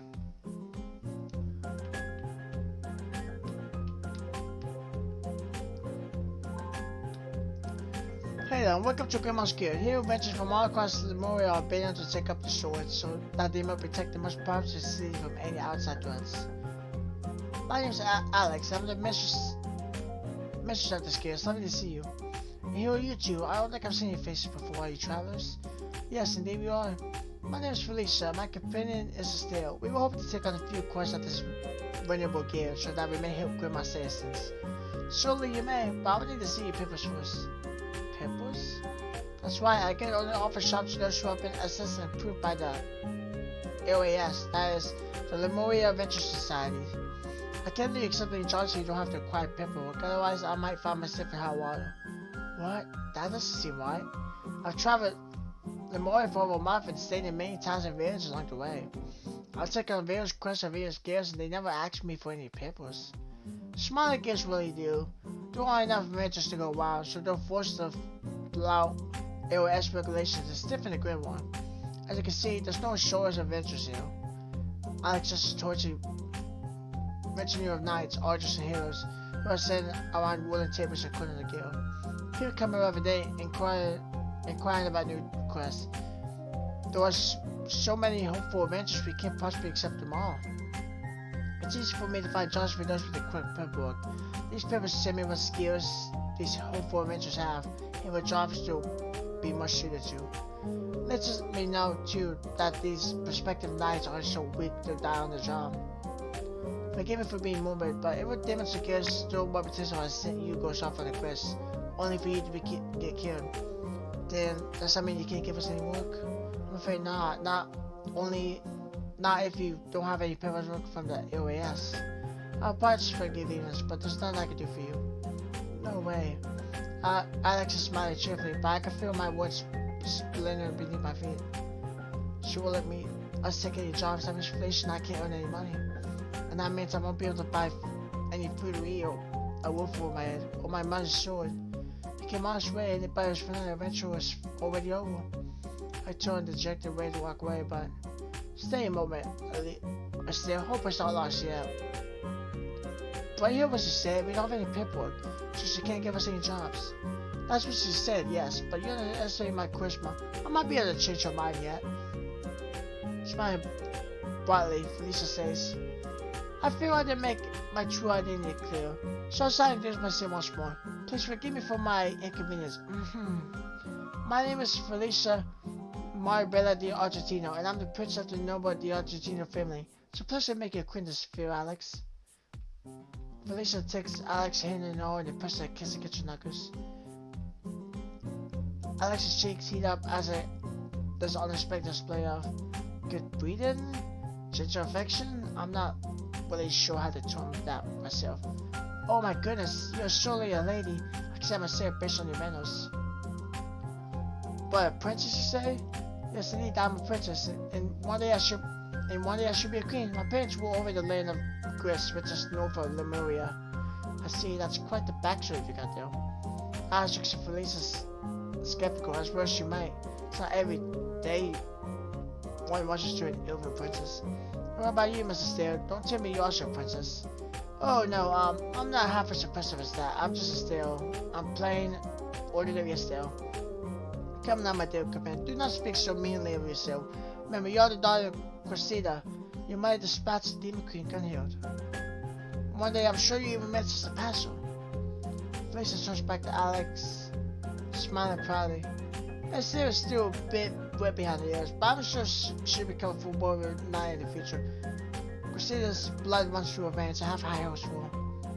Felicia, please, no need to boast. It's embarrassing. I'm not boasting. I'm speaking the truth. You're Cressida's daughter. I do believe you have the markings of a powerful warrior. I'm not sure about that myself. I have so little experience. Isn't that why we came here? You just have experience of playing after we have taken on a quest or two. Come now, why do you blush and look away? Why haven't you all your confidence? Don't be ashamed of who you are. You're a brave and virtuous woman. Nothing can fall too lovely inside your face. I'm not lovely. Please, stop shying. Everybody's stealing. Let them. I have no comments about my appearance. I know I'm beautiful, as a princess ought to be, and I'm used to the doorsteps of populace. You might be used to attention, but I'm not. Now I know if the looks were cool from my fellow rangers are doing. The rangers send them about to get looking foolish more than anything if few are even laughing at us. Did I ever say she's a princess? Is she for real? She's attractive, I give her that much. But she talks far too much. It's not that sort of girl I'll go after. All the princesses were meant to be making married. What's she doing in Argyle of all places? And why she's got a sword? Marriage for decoration? She's deluded. Princess King don't go anywhere without their retainers. Her clothes look awfully shabby too. I thought she has a penny to her name. And what did she say about that Maisie girl before? Did she say she was Crescenda's daughter? Really, that Crescenda? The girl who killed Gunhild? That's her daughter? I didn't even know Crescenda had a daughter. There's no way she's the daughter of the famous knight. Look how she's trimmed, she still let it go. Doesn't even have a weapon. Just not wearing proper armor either. A stray arrow should easily pierce her heart. Are they mocking us? Do they think our guild lets in vagabonds off the streets? I feel where it started. Nah, don't take it to heart. Rather than spooning these girls, we should pity them. They're clearly crazy. As if anybody would believe a quack of lies like that. Of course no one believes I'm Crescenda's daughter. Why should they? Marsha didn't scare. I have zero self-confidence and I'm shaking like a leaf. Who believed the great hero Crescenda would sigh or lose like me? If only her would open up beneath my feet and swallow me. So you're Crescenda's daughter, are you? I must admit, this is quite a lot to swallow. I've met this kid for many years, but I've never met a princess before, or a daughter of a celebrated hero. Forgive me for my rudeness, but I can't help but wonder about the bravery of your claims. This is some kind of joke, is it? No, as a princess, I am perfectly honest. I would never wish to obfuscate the truth. Alex skeptic doesn't waver. If any, I think her suspicious increase. This is no good. We're just making ourselves look stupid. I lean into Felicia, my voice dropping into an anxious whisper as I say, Felicia, go Felicia. Nobody in here is going to believe us. They must think we're crazy. We must simply have to prove our claims. And how are we going to do that? By showing how strong we are, of course. But I'm not strong, I'm weak, I'm very, very weak. You could stand to prove it's true, but worry not. I am strong and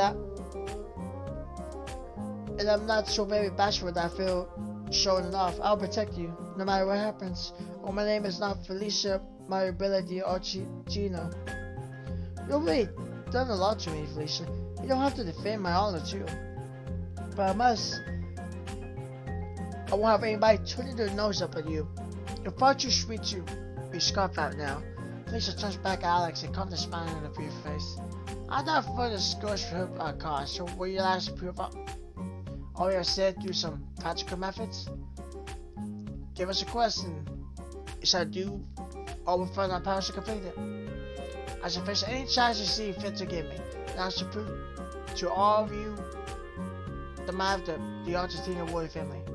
Hush falls upon the gear following this proclamation. He adventures who mocked Felicia and I fall silent.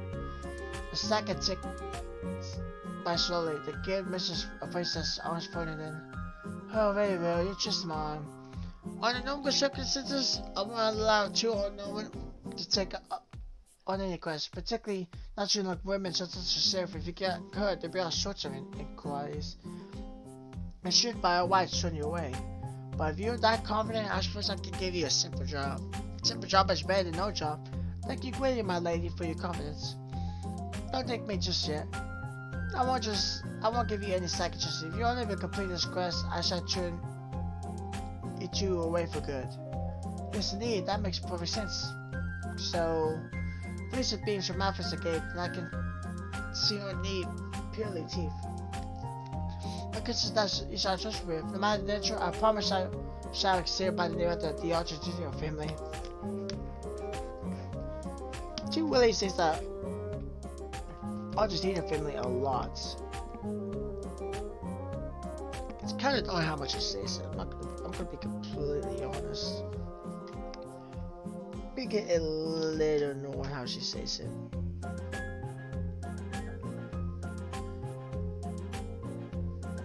Now, let me see. I think I have just a quest for you. It should be pretty simple. I just hope you're up for the task. Don't let yourself get hurt. The repetition might get us on the line.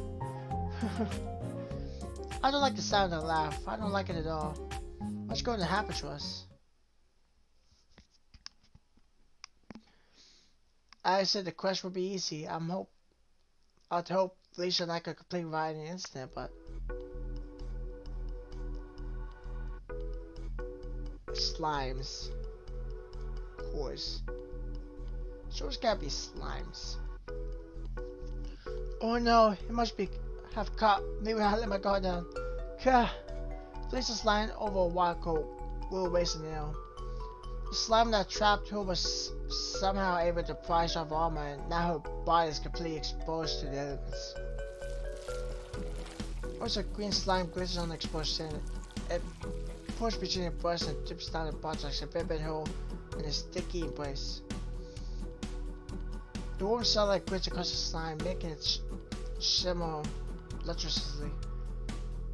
The slime looks almost beautiful, but its aesthetic appeal is hampered somewhat by the indescribable looting that's doing to Felicia's body. Oh, don't touch me, dear. That's my most sensitive spot. If you twist a place between my legs, I'll go crazy. Felicia's body tremors, her eyes stretch back and forth as though she's trying to entice the slime onwards. Saliva begins to drip down Felicia's chin, while beads of sweat glistening on her naked body. She might be a princess, but she looks incredibly lovely. She's being debased before my very eyes, and it looks like she's enjoying it. She really is a dirty girl. I push my fingers against my face. I'm trying to blow Felicia's lustful body from my eyes, but it's too late. Even though I can't see her, I can still hear her. Felicia, please, get yourself together. Can you prise the slime off you? I could, but this all happened so suddenly. It touches me so intimately, it feels like I'm being massaged by a professional. Oh! Oh, I'm fine. If you won't do anything to feed the slime, I will. I'm sorry, Felicia, but I'm going to bother your soul. Please forgive me. I take Felicia's soul, which is on the ground, then glitz back at Felicia, waiting for approval, but she doesn't say anything. She struck an ecstasy, and she's still bucking her lips like a dog I eat. She's so shameless. Oh, well, I'm gonna strike. Prepare yourself. Yeah!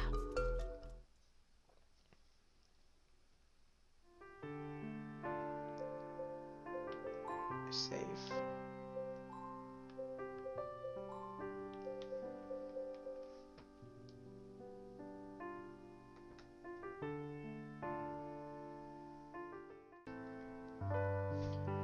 Wow, I can't believe you saved me, Estelle. You really are amazing. It's fine. Don't mention it. But I want you to mention it. I was bent double over that wall, quite helpless, when you came to the rescue. You really are a brave knight. I'm impressed. Now, please accept your award. Felicia pats down my head, a bluff smile upon her face. Dale. Hey, Felicia, were you really in any danger back there? Well, I wonder. Felicia's eyes sparkled mischievously. What do you think, Estelle? I think that you were messing around. You're far more talented or sword than I am. If we wanted to, you could have defeated that slime with ease, right? Perhaps I could, but it was more fun this way, don't you think? Fun? You think being attacked by a ghost sticky slime is fun? It wasn't all that bad. Slime's just something of an acquired taste. I'm rather fond of them. And I like seeing you get so protective. When you took out my sword, you looked so very dashing. I almost ruined. I like saving pretty maidens, but sometimes it's fun to be saving myself. Felicia giggles, still up on my heel, eyeing me while I can only sign. So that's why Felicia was acting so lazy, fail about being attacked. She was never in any real danger at all. She was just toying with me. I don't understand no idea of fun at all. How am I supposed to feel about all this anyway? I guess we would feel annoyed, but I think I would feel more relieved considering that, she actually wasn't like in any big danger. I'm a little upset about what happened, it's true. But I'm glad Felicia's alright.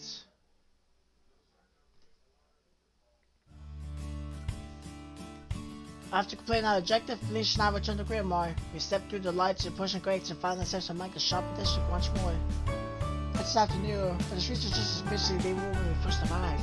The shops are still open, and the people from all walks of life flew across the cobblestones. She put along the street and clutched back to shopping. The sheer bustle of the streets is still overwhelming, but I think I'm learning how to cope with it. I don't feel quite as out of sorts as I did earlier. But that might be because I'm so tired and hungry I can't think straight. I'm not the only one tired either. Felicia looks similarly exhausted. She yawns, stretches her arms above her head and says, that was more of a workout than I had anticipated. I think the rest isn't over. I like the rest too, but we need to go back to the kids to collect our money first.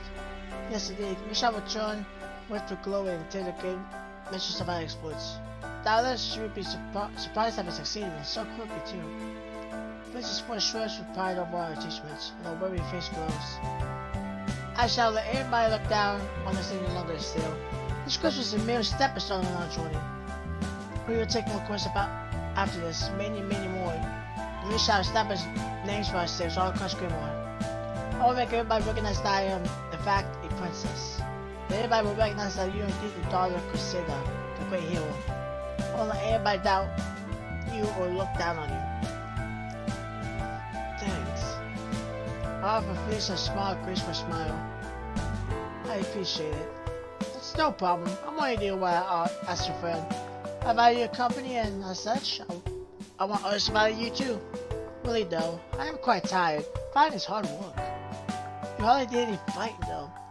I'm the one who had to chase that off the slime. You did wonderfully. I'm very proud of you. I expect a few of those regrets myself though once I have returned to my senses. I guess you're not worried about that. Once you regain her balance and put on the clothes, Felicia hit me hunt down the forest for even more slimes. She's more than made up for her early decapitation. Now her full bangs are struck to her forehead, mad with pity beats sweat. Her cheeks meanwhile are flushed with exhaustion. Felicia looks a little worse for wear, but she still looks beautiful. I wonder how she does it. Is it some sort of ill glimmer? I meanwhile look like a wreck. My hair is messed up and my clothes are all dirty. I can hardly wait to get paid then. I'll be able to retire to a nice room, not a bar, and brush my aching limbs.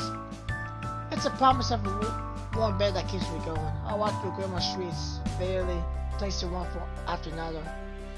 Healy's headless up the north that surrounds me. To get that far away, I just need to keep walking for a few more minutes and then... What is this girl doing? And then... She is stripping off in the streets, is she? And then... My goodness, she's taking off her breastplate and her bra too. Doesn't she have a sense of shame? Is it Estelle? Did Estelle just get naked? It can't be. I don't want to believe it, but... Oh my god, look at those breasts. They're soft and round, like two full orbs. I want to rub my face in them. Don't be so cruel, you perverted old man. Don't you have a wife back home and children? Yes, indeed, but my wife is getting on in years. She's no spring chicken. This woman, however, is a prime cover. Choice is me and matchable. Ouch, what was that for? You deserved it, and more shame on you for turning your lecturous eyes upon this young woman. But she took off all her clothes of her own volition. I didn't tell her to do that. She's crazy. I know I should look away, but I guess I'm stealing. What? Why did she do to get bust like that? They're so round. Oh, she is an elf. They're supposed to be beautiful, aren't they? Do you want elves have huge tits? I can't believe it. I must have been born in the wrong species. Why can't I be an elf too? She's all sweaty. I wonder if she would like to do that be next to her human bosom. Voices crash around me like ocean waves. The street, which was always nosy, Potsky, and erupts in the great crystal channel. But I think I know why. I was hoping against hope that the senses will come out by somebody else. Anybody else. How many else are ill-headed enough to strip in a busy street? So one person who would do something like that. The cause of all disruption is, of course. Yeah, of course. Okay, I guess they did it in the right way. I thought they was actually gonna show all the nudity in this part because she was supposed to be completely naked. But I guess in this point she's not completely naked yet. She has no shame. I mean, I have no problem. So, I mean, I don't think there could be no problem with girls having any shame though, personally. But I don't know. That feels a lot better. Felicia? I still have my opinion. Don't begin to call her that with large alarmed eyes. I don't want to believe it of Felicia. Surely not even she would be that senseless, but unless I've gone crazy, which is a very real possibility, there's no denying the scene before me. Felicia stood in the street, her scalp brush paint hidden in both hands. The sunlight streams down from above, so her discarded armor glows. It's light and partially blinding. Oh, if only it was blind, then I won't be experiencing such extensive, agonizing embarrassment. Felicia's removed her armor. And her armor too. Where did it go? Felicia, what are you doing? I'm removing my armor, of course. I know that. I can see that. I can't see only too well. In fact, alongside everybody else.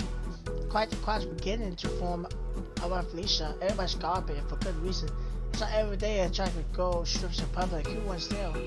I'm white faced with embarrassment, but not even I can tear my eyes away from Felicia's body. So beautiful, it should be a crime. In fact, I think indecent exposure is a crime. If any guards happen upon us, we'd be in big trouble. Why did you decide to do that of all times? Is it an important moment to strip? We're surrounded by people. Oh, I feel to see why that should matter. We were all naked under our clothes. I'm hardly the person in the world with breasts. It should be nothing new. Well, you have a point, but wait, let's think about this logically. No, you don't have a point. None of your sayings make any sense. Many people might have breasts, yes, but they don't flaunt them in public. It's illegal. Oh, really? How curious humans are you? I didn't know you had such restrictive views. The English are more accepting of our bodies. It's not uncommon for us to go naked in public when the weather's particularly warm. Nobody bats an eyelid. There should be no shame in going unclothed. I'm hard and I wish to cool down. That's the only reason why I removed my armor. I had no desire to cause a sore. Moreover, my body is beautiful. Surely people should be happy to gaze upon it. I'm doing it no harm. If my nakedness can bring us joy, then it can be nothing but a pure and blessed deed. Oh no, now she's laughing. She started even more attention. Felicia's breast rises and falls with each pair of unbiased laughter. She didn't even try to cover her quivering mounds, and neither does she look embarrassed. In fact, I think she's enjoying all the attention. I didn't know she was a crazy experiencing-ness. This is so embarrassing, and to make matters worse, who's that girl with the elf anyway? She looks like a human. It's really see humans and elves traveling together. Do you think they're friends? Human girl's not as pretty as Confronting, but she's charming enough. Maybe she's an experiencist too? Ah, she's so cute. The elf's bracelet is attracted by a shy and pleasant girl. Has her own charm. She's really lovely. Her body sure is something. Look at those huge breasts and those slender limbs. She's 10 too. I love girls with darker complexions. I wonder what she looks like without her clothes. I'd love to see that. Are you concerned about your friend? It'd be a shame if she took her clothes off and you did. You won't want her to feel lonely, would you? If you are competitive, you should strip too. Strip. Take it off. Take it off. Take it off. I shriek behind Felicia. My legs are shaking. I can feel tears beating my eyes. This is horrible. Take it off. Take it off. Take it off. Felicia, please. I cling to Felicia, hoping for a support. I like it if she could pour her armor on to lead us away from this place, but to no avail. Felicia seems dazzled by the attention we're receiving. She enters these choirs with a sweet smile and turns to me and says, "Well, why don't you give the good people what they desire?" Wow, okay. What are you talking about? Have you lost your mind? Not at all, my fair lady. My portraits are relatively salient. You're beautiful, and you should not be ashamed of that. These people adore you, and they wish to see you unclothed. You should answer the honest prayers and show them your voluptuous curves without delay. You have no reason to be ashamed of the fact. This might help boost your confidence. I don't think that works somehow. Really? Lisa blinks. She doesn't look convinced. I believe this is a good opportunity. It would be a shame to waste it. Now, come here. If your fingers are trembling too much, I can undo the lace of corset myself. Let me help. No! Stay back! I swap Felicia's traitorous fingers away and wrap my arms around my chest. I thought you were supposed to be my friend, Felicia. My friends are stripped your friends in public. Your behavior is utterly appalling. This is the worst day of my life. Oh, I want to see her strip. I really wish you were stripped. I would love to see that. Back again on it? That was far faster than I expected. We would have a tour of our spores even quicker. Somebody...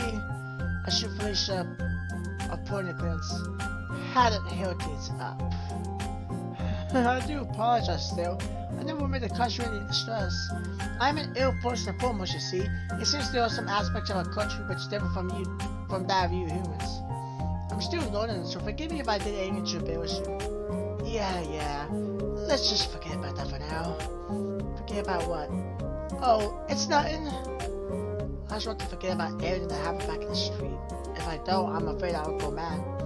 I sleep for faint and the blood has yet to fade from my cheeks. While I like Felicia's company, she really is impossible. That man's just gonna shave years off my life. I confess, I am curious about your exploits. You're the most interesting pair of travelers I've ever had fortune to meet during the last half a year. I won't push you for details though. I'm sure I'll find out about myself in due course. I should just stop at this, I sighed. Embarrassing though it is to admit, Alex is probably right. Felicia did make quite the scene. I'm sure she'll be able to find out what happened with Reese if she acts around a little. Looks like we'll become famous already. But this isn't the sort of fame I want. Now then, did you girls bring sufficient proof that you completed your quest? Yes, indeed. Here you go, my fair lady. Felicia reaches inside the pocket, then activates a vial filled with slime from the monster you killed. I like strawberries. I'll wash boards with some thought, fingers beneath her chin before she finally speaks. Alright, this looks legitimate enough. I must have been wrong by you girls, skeptical though I was. It seems that you really do have some fight in you after all. Well, of course, that's why I told you. You should expect none less than perfection from my Felicia Malabella Argentino. Do you accept that I am who I am, fair lady? Do you accept that I am indeed a princess? Well, I'm not sure if I go quite that far. I can't suspend my disbelief just yet. But if the pair of you complete more quests, I might be persuaded to change my mind. Does this mean you're prepared to give us more work? Oh, I see why I shouldn't. You don't have papers with you, it's true, but you've proven yourself to be capable enough at first of a quest. Most adventurers here don't care to concern themselves with low-level quests like hunting slimes. They have big explorations, and they all launch POs. They're far rather fight wicked monsters and save speech and millions. I need somebody to take care of the simpler, humbler quests like these, and I think the course will be well suited for it. This quest don't pay particularly well, but if you don't mind, I'll be more ready to give you more work. That would be wonderful, thank you very much. As a princess, I shall do whatever work you wish of me. It's my duty to help the citizens of Lemuria, and I mean to fulfill my role. Perfect. You permitted to return here tomorrow at midday. Thank you for your help. Oh, it's no trouble. I think opinion is right. It is we who should be thanking you. It was kind of you to give us a chance rather than turn us away. You're a most worthy woman. Felicia takes Alex hand in her arm and kisses her once more, which makes Alex giggle. I think she might be blushing. Alex doesn't have a thing for Felicia, does she? It seems like almost everybody's attracted to Felicia some form or another. I guess in a way it doesn't matter when one's faced with such overwhelming awe-inspiring beauty. Now, I believe rewarding is all. You did complete a quest, so I'm obliged to pay you in return. Here you are, girls. Isn't much, but it should be enough to tie the oboe. Here are 15 bronze coins. Alice hits a small cloth bag which Felicia accepts with a bow. She opens it back to the expected coins and lifts one of them in the light. The bronze pieces wink with a copper and light like flames. 50 bronze coins isn't very much. I went for 2 and an even mirror costs about 10 coins, maybe more. When I factor in inflation, it seems like Grandma certainly are cheap. It's a paltry sum of money. It won't be enough to buy my money short back. At least it's something. This bronze pieces mark a turning point. With that, we're one step closer to accomplishing our goals. Here we go. Think I want to? This is much better than sleeping in the bar. Would you not agree, Estelle? It is a lot nicer, yes. I almost feel like I'm back home. I look around my new bedroom, a small smile upon my lips. After facing several trials and tribulations, I've finally been afforded a chance to truly rest, and now the stint I had in the bar didn't count. Using the money we earned earlier in the day, Felicia bought food enough to stay 10 hours upsides. Then we booked the room and look her in. We booked the room for one night, but during Felicia and I have hard-earned money. If we want to stay here any longer, we need to keep taking our quests and look good. But so we'll that we can wait for later. As it is, I'm just glad I have a pair to rest and a roof over my head. Fine, it's just under a cap. I remember my goose and boots to fall back against the mattress with a thud. The wooden frame creaks beneath my weight, but it remains firm. The mattress is nice and soft. The sheets smell fragrant, layered like flowers. I guess they've been freshly washed. A good mind, one can expect only the best, even in relatively tiny ends like this. I expect best, given how much this separate room costs. You look very cozy still. I think I might take off my armor too. Place your mush. The armor about her chest now, she very held lying in the bar. That's much better.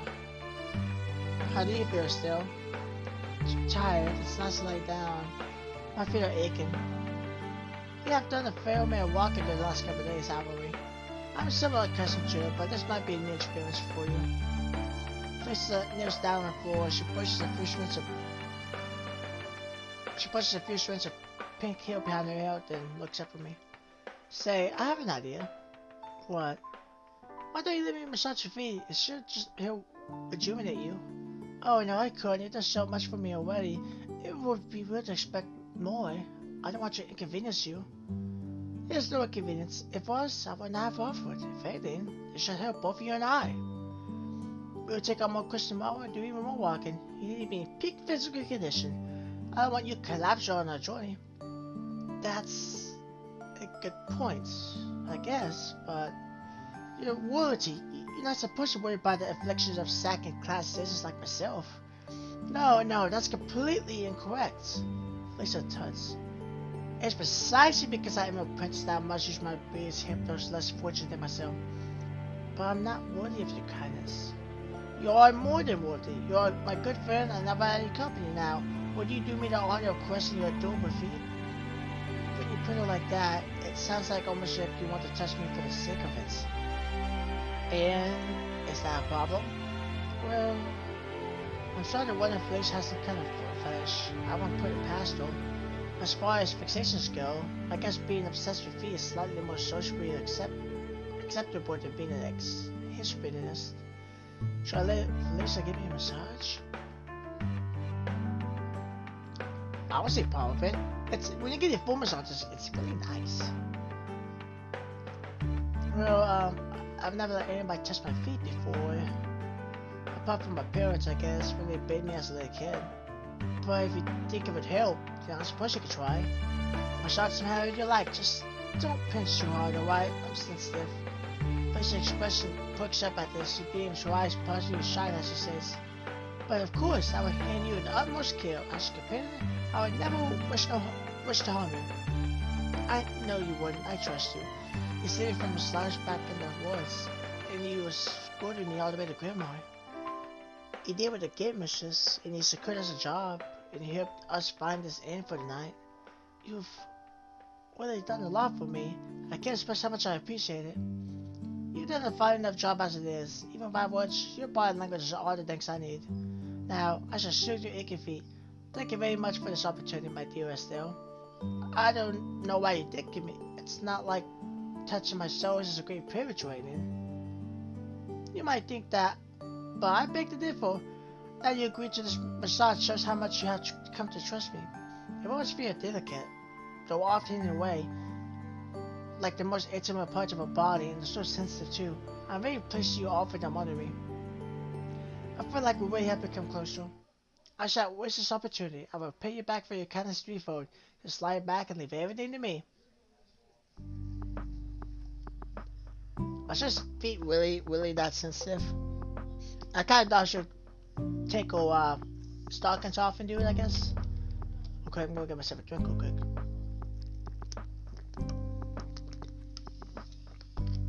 I would say this.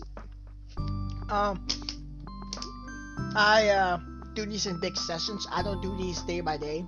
I upload them day by day, but I don't record them day by day. I record about 2 hours, hour and a half, sometimes more, depending on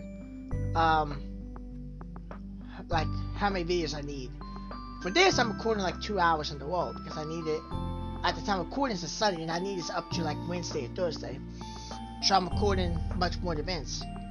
So to alleviate that, I get something to drink, and I drink it along my recording sessions. I won't eat along my recording sessions, but I would drink along my recording sessions. That way, at least with vision novels like this, where I need to talk a lot, because they have no voice acting.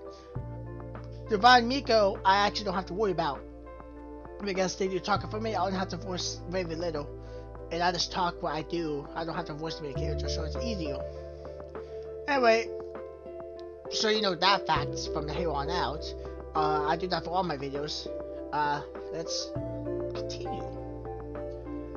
Felicia props my feet against her chest, then she introduces her fingers to them. I got softly, my breath hitching in my throat, as she begins to manipulate the delicate bones and muscles beneath my flesh. Though Felicia acts like an airhead, she's not at all clumsy. In fact, she's very skilled and precise. I never thought a foot massage could feel so intense, but a soft sigh falls from my lips all the same. Felicia only touching my soles, but first like she's trailing her fingers across the most private parts of my body.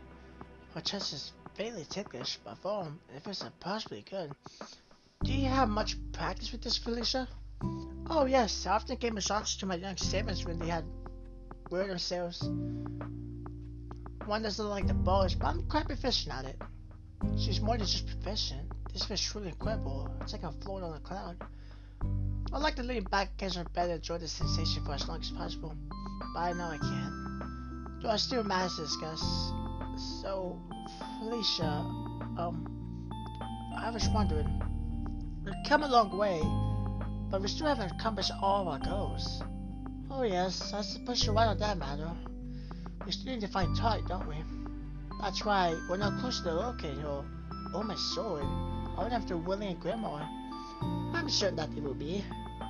If Tart took his sword me to say it, then it would be only logical to come here. There's a large number of wealthy men and women in the city who would jump at the chance to add Lady Clarissa's sword to the collection. Tart would be here somewhere. We only need to keep searching.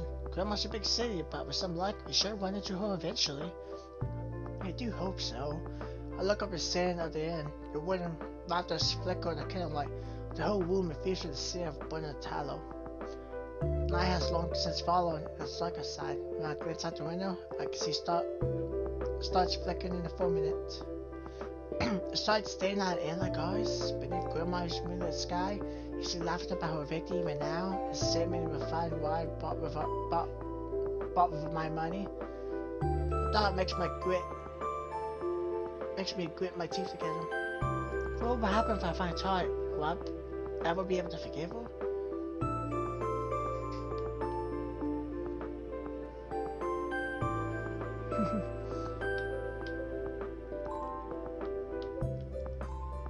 Even though that's a big crime, though, I don't think I would go as far. She's pure evil. I feel like she would do something like, kill her. Now, I know Tart is trying to make a living. Another way she's doing it is bad. You don't steal. You don't do that to people. But she didn't never try to kill like me. I guess you say she could have easily used the sword and just stabbed me easily. The slimes, as far as I know, the slimes actually are completely harmless. I think slimes are just very sexualized. So slimes just try to reach in all the right places. They just love female bodies and love to feel them. But I don't think slimes are really bad. For males, they probably don't do anything. So obviously, I don't think she had intent to kill me. But I'm pretty sure we're so somewhat. I'm not sure about all Tart's done, but she is very cute. If she lets me stroke her ears, I might just forgive her. Maybe. That depends on where I can find her or not, though. Hope Felicia's right. There's no guarantee Tart's still Grandma. If she ever came here at all, will I be able to find my money sword again? I don't know.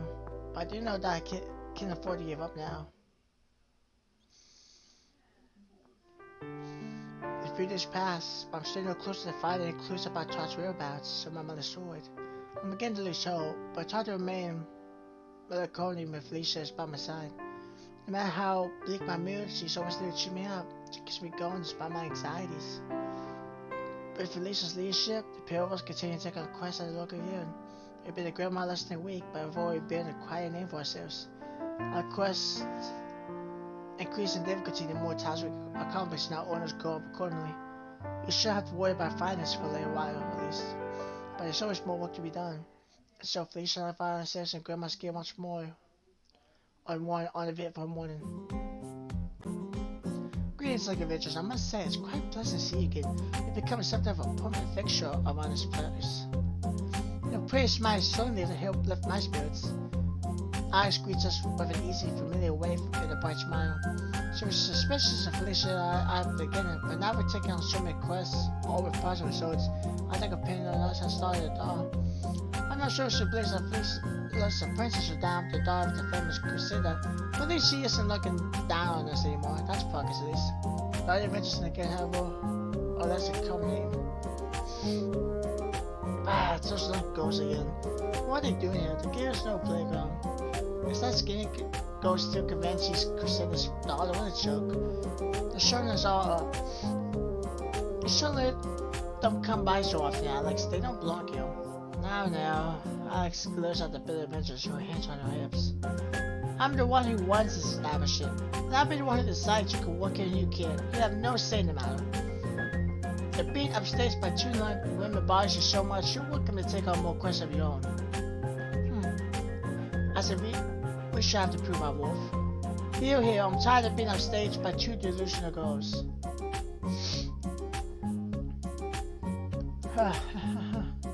Somehow, I get the feeling they don't like us very much. I'll ignore them. They're just investigated because they can't figure out why there's been more monsters in the forest than usually. There are? That's right. There are more numerous reports over the last month of increased monster activity deep in the woods. Many of my adventures have tried to find the cause. They went as far into the forest, armed to the teeth. But they were soon swarmed by monsters. They had to retreat. We suspect this might be the work of a wicked mage. But that ain't concerning. I don't think you're ready to venture that far in the forest. The course I would like to offer you today doesn't even involve any fire, though you might have to cut down a few stray monsters, of course. I would like to go in the woods and collect a crop of lunar flora. It should heal the wounds of the few foolhardy much who hurt themselves during the line of duty. These flowers are located in a cave within the woods, and they're guarded by a clan of wolf ghosts. These wolf ghosts are very protective of these flowers. You need to strike a bargain with them if you want to succeed. It's quite a difficult operation, but I trust you can do it. Are you interested? If it will heal people, then of course. I shall be more than happy to accept this quest. What about you, Estelle? Will you care to accompany me? Yes, I would. We completed every quest together so far, and I see no reason for that to change. I'm really worried about the increase of monsters Alex showed me about, but I should be fine. We'll go to Terry isn't that far into the woods, so we shouldn't run into any powerful foes. At least, I hope we don't.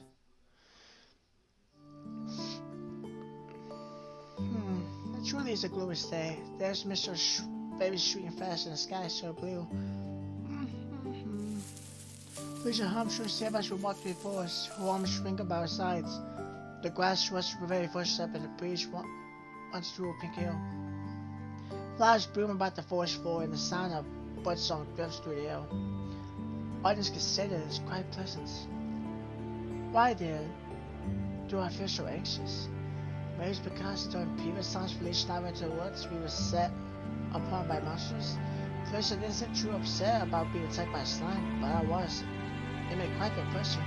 I can still remember the sensation that sticky slime would pop my pure skin. Or if it went into more slimes. I can't help but wonder why there were more monsters looking in the woods. Has somebody been gathering on me? My mother told me stories about Gunhill, back when she went over Lemuria. Or beasts, horned dregs mostly patrolled the forest, striking fear to the hearts of the general public. These hawk and fire-breathing monsters first illustrated by other than Gunhill. They were the whole lackeys. Could the sudden increase in monsters be down to Gunhill? But no, this isn't my problem. This is possible. My mother killed him. I know she killed all of Gunhill's followers though. Maybe a few of Gunhill's supporters remain, waiting for a chance to get their revenge. Are they using dark magic as Gunhill did to flood the streets with strong beasts? Perhaps it's them so wooden. I can feel the trouble brewing.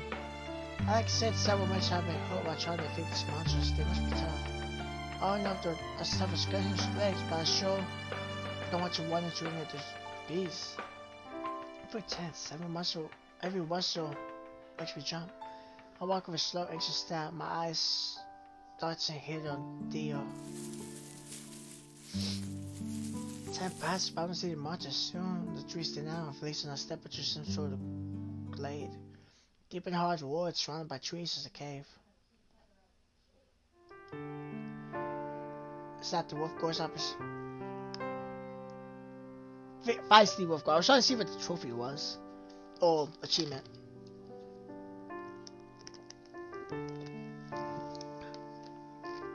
Though her paws, I should say.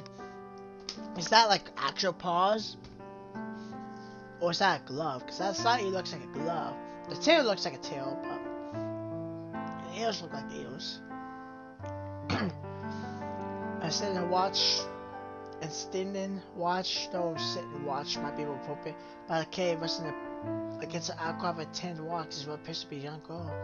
This girl bears more than a few centimeters tall, like the thievish rich cat. This girl has soft pointed ears and a fluffy tail, but her ears are longer, her tail bushier. This girl shares her basic aptitudes not with a cat, but a wolf. This must be one of the wolf girls that Alex mentioned. I guess she's gotten into the cave where the famed lunar floor will go. Though the girl has the ears and a tail for wolf, she doesn't look all that dangerous. I can see the faint suggestion of a fang when she pushes her lips, but her mouth is small and delicate. Her eyes large and blue, her hair soft and silky. Her hands are encased in felt paws with cute pink undersides, and her clothes look more like rags than general garments. Her shirt is slimy full. Her shirt is slimy full. So that's full. Should they have full on the sides? As is the skirt which wraps around her hips, split out the back along her tail, room to move. I've never seen a fox skirt before, but she looks right domesticated. She's not that much different from an ordinary human. In fact, if I had to describe her in words, I'd probably go with cute. Felicia stares at the girl with large black eyes, her hands clasped together in front. Oh, you're precious. You're so very lovely. I can sing your praises from the tops of the tallest mountain. What do you think, Estelle? Isn't she lovely? Well,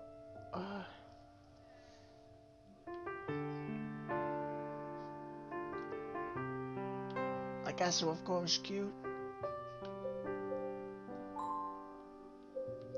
I'll say she's cute because she is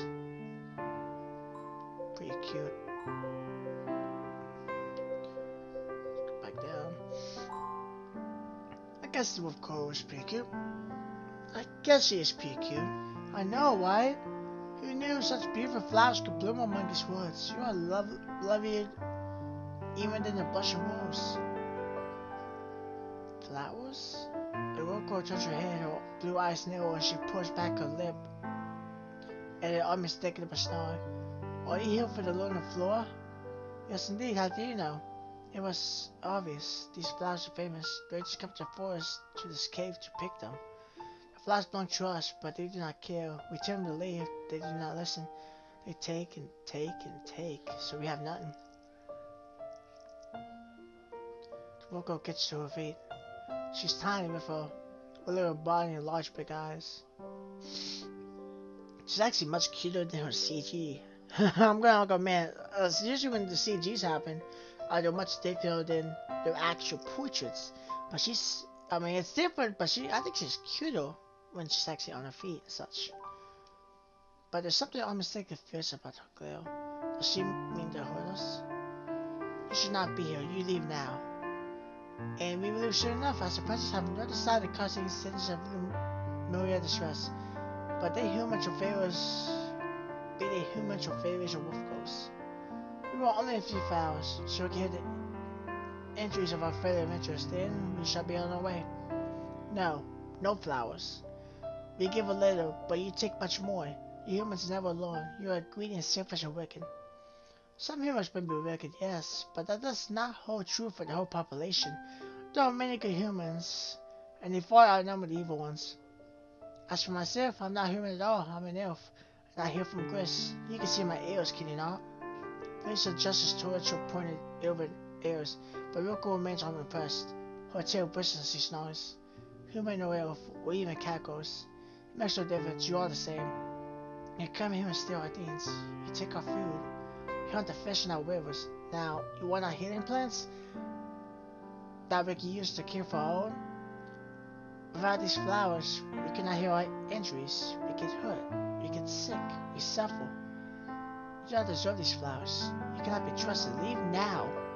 Please, young maiden. Do not be so harsh. We mean you no harm. I will set down my sword. Look. Felicia takes her sword from its scabbard, where it hangs on her hip, and she sets upon the rocky ground.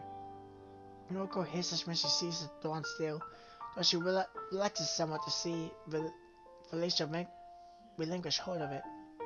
There, now we have no means of harming you. My party doesn't even have a sword, you see. We don't want to fight you or damage the forest, and we certainly won't take all your flowers. We only need a handful, so it might help those in need. Would you please say this? We are entirely at your mercy. You are a lovely, fair-faced girl. Oh man. Oh, you are, but you're so cute and small. Not that small. I have seen 20 summers and winters, not a child anymore. So you're 20. Then you're just a few years younger than I am. I might be younger, but I am stronger. If you try Aiden, I will knock your head off out. Okay. Ah, you're so territorial. That really is cute. Felicia, please, take her seriously. She says she doesn't want to let us into the cave. Maybe we should respect that. You're very wise. She speaks the truth. Respect my people. Respect our customs. Do not come any closer.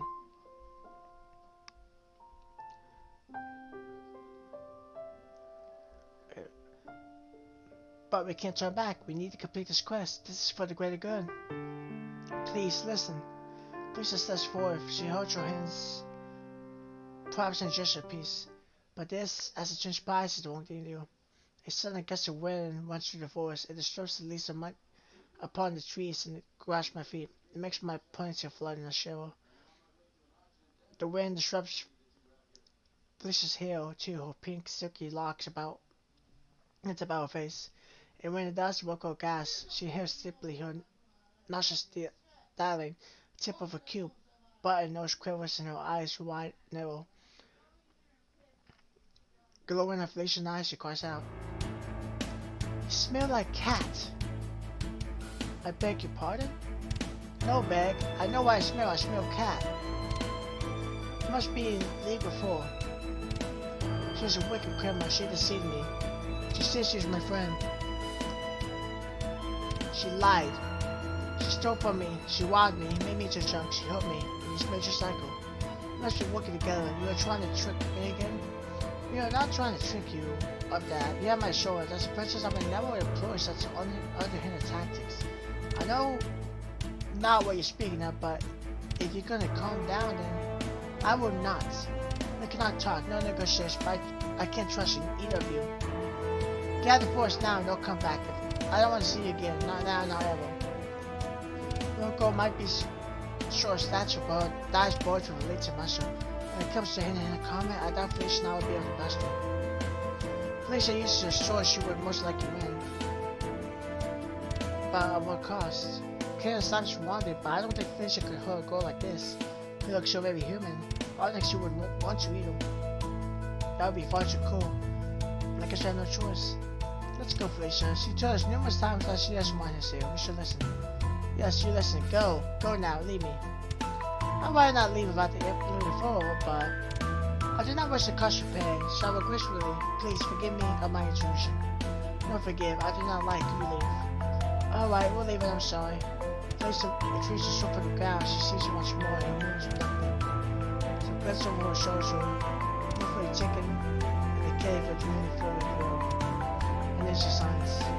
We shall be on our way. I can see that we are no longer welcome here.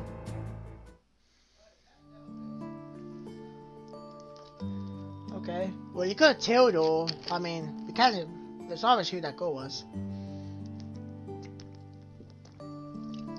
But we need that flower. How are you gonna get it back? Now that was quite the curious encounter. Felicia and I walked back through the forest, and Leia, disappointed after failure went over the wolf girl. It truly is a nice day. The grass is sprouting and the birds are still singing, but the sunlight feels oddly cheerless. I hope I could talk that wolf girl. Around, but who knew it took such a sudden turn. She said that we smelled. My picture flew like some old hill between my fingers and bring it to my nose downhill. Trying to detect the riff of this disagreeable woman that puts the wolf girl's hack herself, but I can't find anything out of the ordinary.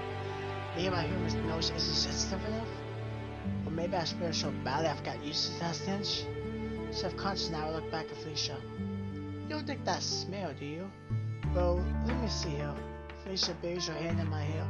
I jump abashed and I go stiffly. A few seconds pass, she doesn't gag, wince, or even stagger back. Instead, she smiles. If you do smell of anything, my dear Elise, is the fields and meadows and freshly running water. You are not all disagreeable to the nose. You mean that? Well, of course, lying to you would serve no purpose. I mean, every single thing I say. And what about me? Felicia shushes herself. Is there anything unpleasant about my odor? Let me check. Now it's my turn to lean closer, Felicia. My picture fusions of pink hair between my fingers, trimming how very sick it is and big to my nose. This is pretty weird. As far as body images go, I never thought when I sit off the skins when I pass the time spent of Felicia's hair. But I guess there's worse things I could be doing to occupy the hours. Strange though this is, Felicia does smell pretty good. Her aroma is subtle and flowery one that reminds me of primroses. She's fragrant and professional like a summer day. So, what is your word like? Was there anything about my scent which was not to your liking? Oh no, it was the exact opposite. You smell nice, very nice. That's a relief. I'm glad I'm not overly offensive to the nose. So that makes the wolf girl's reaction all the more curious. I suppose she must have sensitive nostrils, but she can detect rumors that we cannot. Dare to say we smell of cat of all things. Might have slept in a barn several days prior, but there's no cats there or no horses. No so baby was singing dead hand. The rumor of the horses punching though it may be should have worn off by now. This is most mysterious. It would be remiss of us to return the girl about the year before. Alex did charge her with this task. Now I hate to disappoint her. Much speaking, we're not supposed to be taking because to get it all. We don't have the sufficient paperwork. Alex was kind enough to bend the wars for our sake, so we must revenue in our power to aid her. My name is Felicia Mirability Gino. I cannot allow myself to feel this crust. I feel the same as you do. I don't want to feel this crust either. I care less about my honor and which I have very little and more about the core things. The adventures were saved and we failed. The adventures who we could to give the slightest more than enough as it is. I don't want to give them further ammunition. They'll cause them discredit us. But what can we do?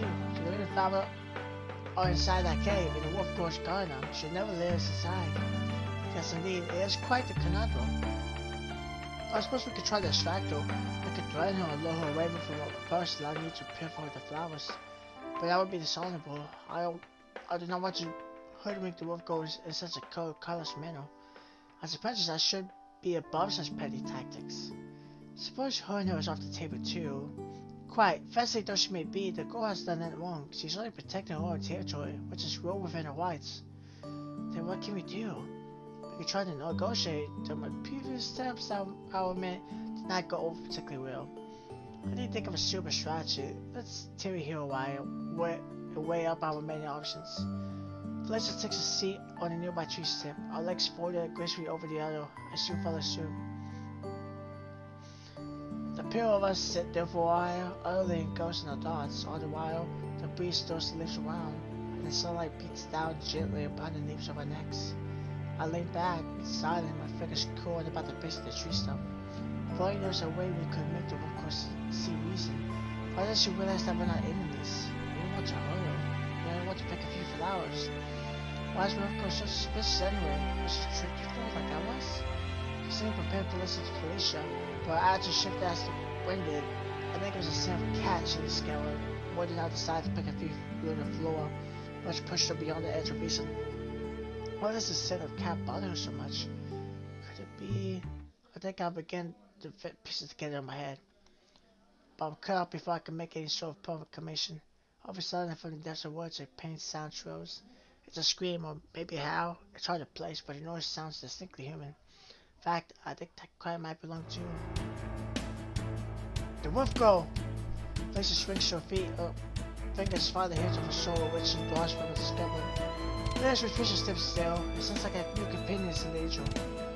You always call her a companion, but she hates us.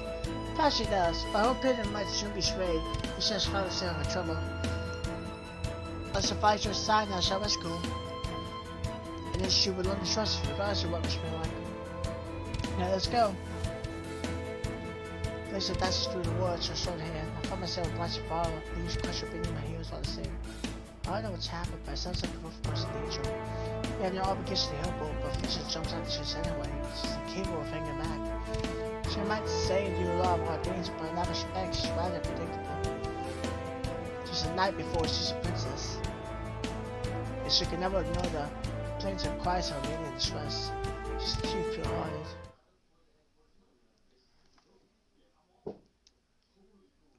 Miss Wolf, wonder what has happened to you, Miss Wolf. Oh. Felicia blinks, she frowns. Her cries of concern fail as she takes in the strange scene that's playing out before us. We met the wolf girl again, for I said that I would imagine we would. She used to stand in guard by the cave, and as she watched during our first encounter, we find her, instead among the trees, crouched upon the grass. I can hear the faint sound of water, which leads me to conclude that there must be a stream nearby. Maybe she's going to take a bath. Her bath time has been intruded upon quite rudely, however. Oh, she got hit by slimes.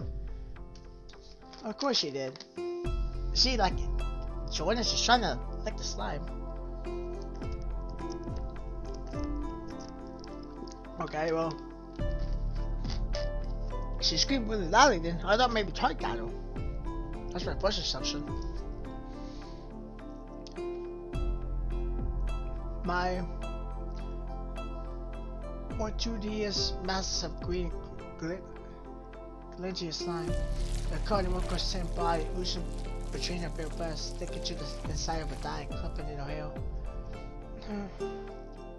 Her expression is raw and distressed, her eyes are glassy, and her mouth is hanging open. Is she trying to bite the slime off her? Since her hands and feet are bound, it makes sense that they're trying to prise it. They're trying to prise it off by using other rhyme or facial methods. But this half-hearted attempt to fight back gives few results. By them core, the slimes only seem to redouble the quests. The ooze over her body, pulsating between her heaving bosom.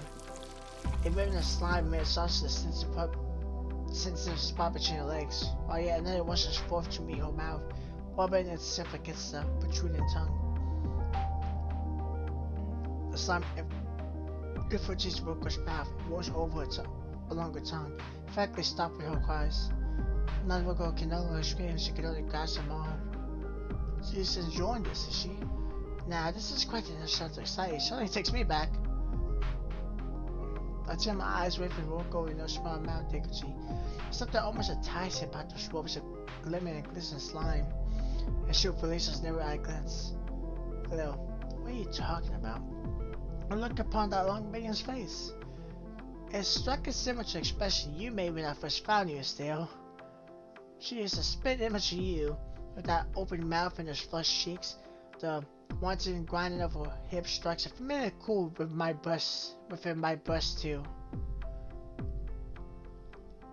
This must be what we call, it was called deja vu. What? I take a step back abashed. I did not make a face like that, most definitely not. I'm a pure innocent, and I didn't enjoy being ravished by the slime in the slightest. You look way more into it than I was. I enjoy myself, it is true, but I'm not trying to hide the fact. I'm not at all ashamed. I just trying to be more open to it still. When I found you inverted by the slime's embrace, you were making such wonderful noises, and your underwear was awfully red too. No, it was not. It categorically was not. And why were you looking at my underwear anyway? I would not know it'd be so vocal, but I could hardly help it. Then I reminded that you will wear nothing else. I grit my teeth. I'm not the one being attacked by slimes, not right now at least, but my face punched with fiery humiliation. Wilco's soft sides and moans bring my own object, the basement back and snarling teeth bill. Picture might call this sight deja vu, but for me it feels more like PTSD. Jesus. Let's not talk about that. I want to erase that from my memory. You should do the same. But still, how can I forget the day we first met? It was the most wonderful chance encounter. We have been inseparable ever since. Beside you, Wift and Slime has attained great significance to my heart. It would be cruel of me to simply waste that memory. This is what our friendship is based on, after all. I've seen you come to Slime, and you have seen me in a similar state. Could it be anything more lovely? While Felicia and I were bickering, Wilco was doing her level best to fight against her Slime's sticky place. I think she's near her limits though. Through a disc from her chin and her delicate lips trim her rails, as does her tail. Both of them red ink with glistening green slime. You girls, please, you two, no fight. Can fight later. Hug as much as you like. I know stop you, do what you want, but now, please, help. No, when you speak that sweetly, I can hardly resist. Felicia puts her sword at the slime, which continues to ooze over the poor little girl. Fear not, Miss Rope, I will drive off the beast, and I shall assure your honor, I swear it, upon my own life after all. Felicia glances back at me, a coarse smile playing about her lips. I'm no stranger when it comes to dispatch slimes. Phew, I'm glad we were able to dispatch the slime without too much trouble. Felicia slides and wipes her bowl with the back of her arm. Then she extends a hand to Wolfgar, who still lying prone upon the grassy ground. Are you alright, fair maiden? Can you stand? I find out. You helped. Thank you. Wolfgar takes Felicia's poor offered hand and washes her feet. At least Wolfgar looks like she's back to her old self. She's eyeing us with suspicion much more, and not to avoid a smile. I'm glad to help, but now I wonder, why come back? I told you to leave these woods. You know, listen. You're not planning to ambush me, were you?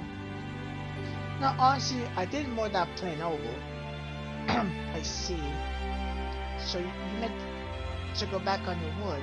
You waited till I begged, then you meant to strike. You meant to rob me, you wicked bad lady. Now, don't be so quick to jump to conclusions. I thought about stealing or losing the photo when you were otherwise disposed, but decided against it. As a princess, I would never be so underhanded. All the same, I can't leave the forest without it. It came out to retreat to learn the photo. They want to use it to help people by grandma who have been injured by monsters. It's still not a plan of what we could do. When we heard you scream, we were worried about you, so we came here to investigate. Worried? Why are you worried? We're strangers, and I was rude. Told you to go. You were a bit rude, it's true, but I forgive you. You're simply too lovely to hurt the Grunchkins. Moreover, you were only protecting your own territory.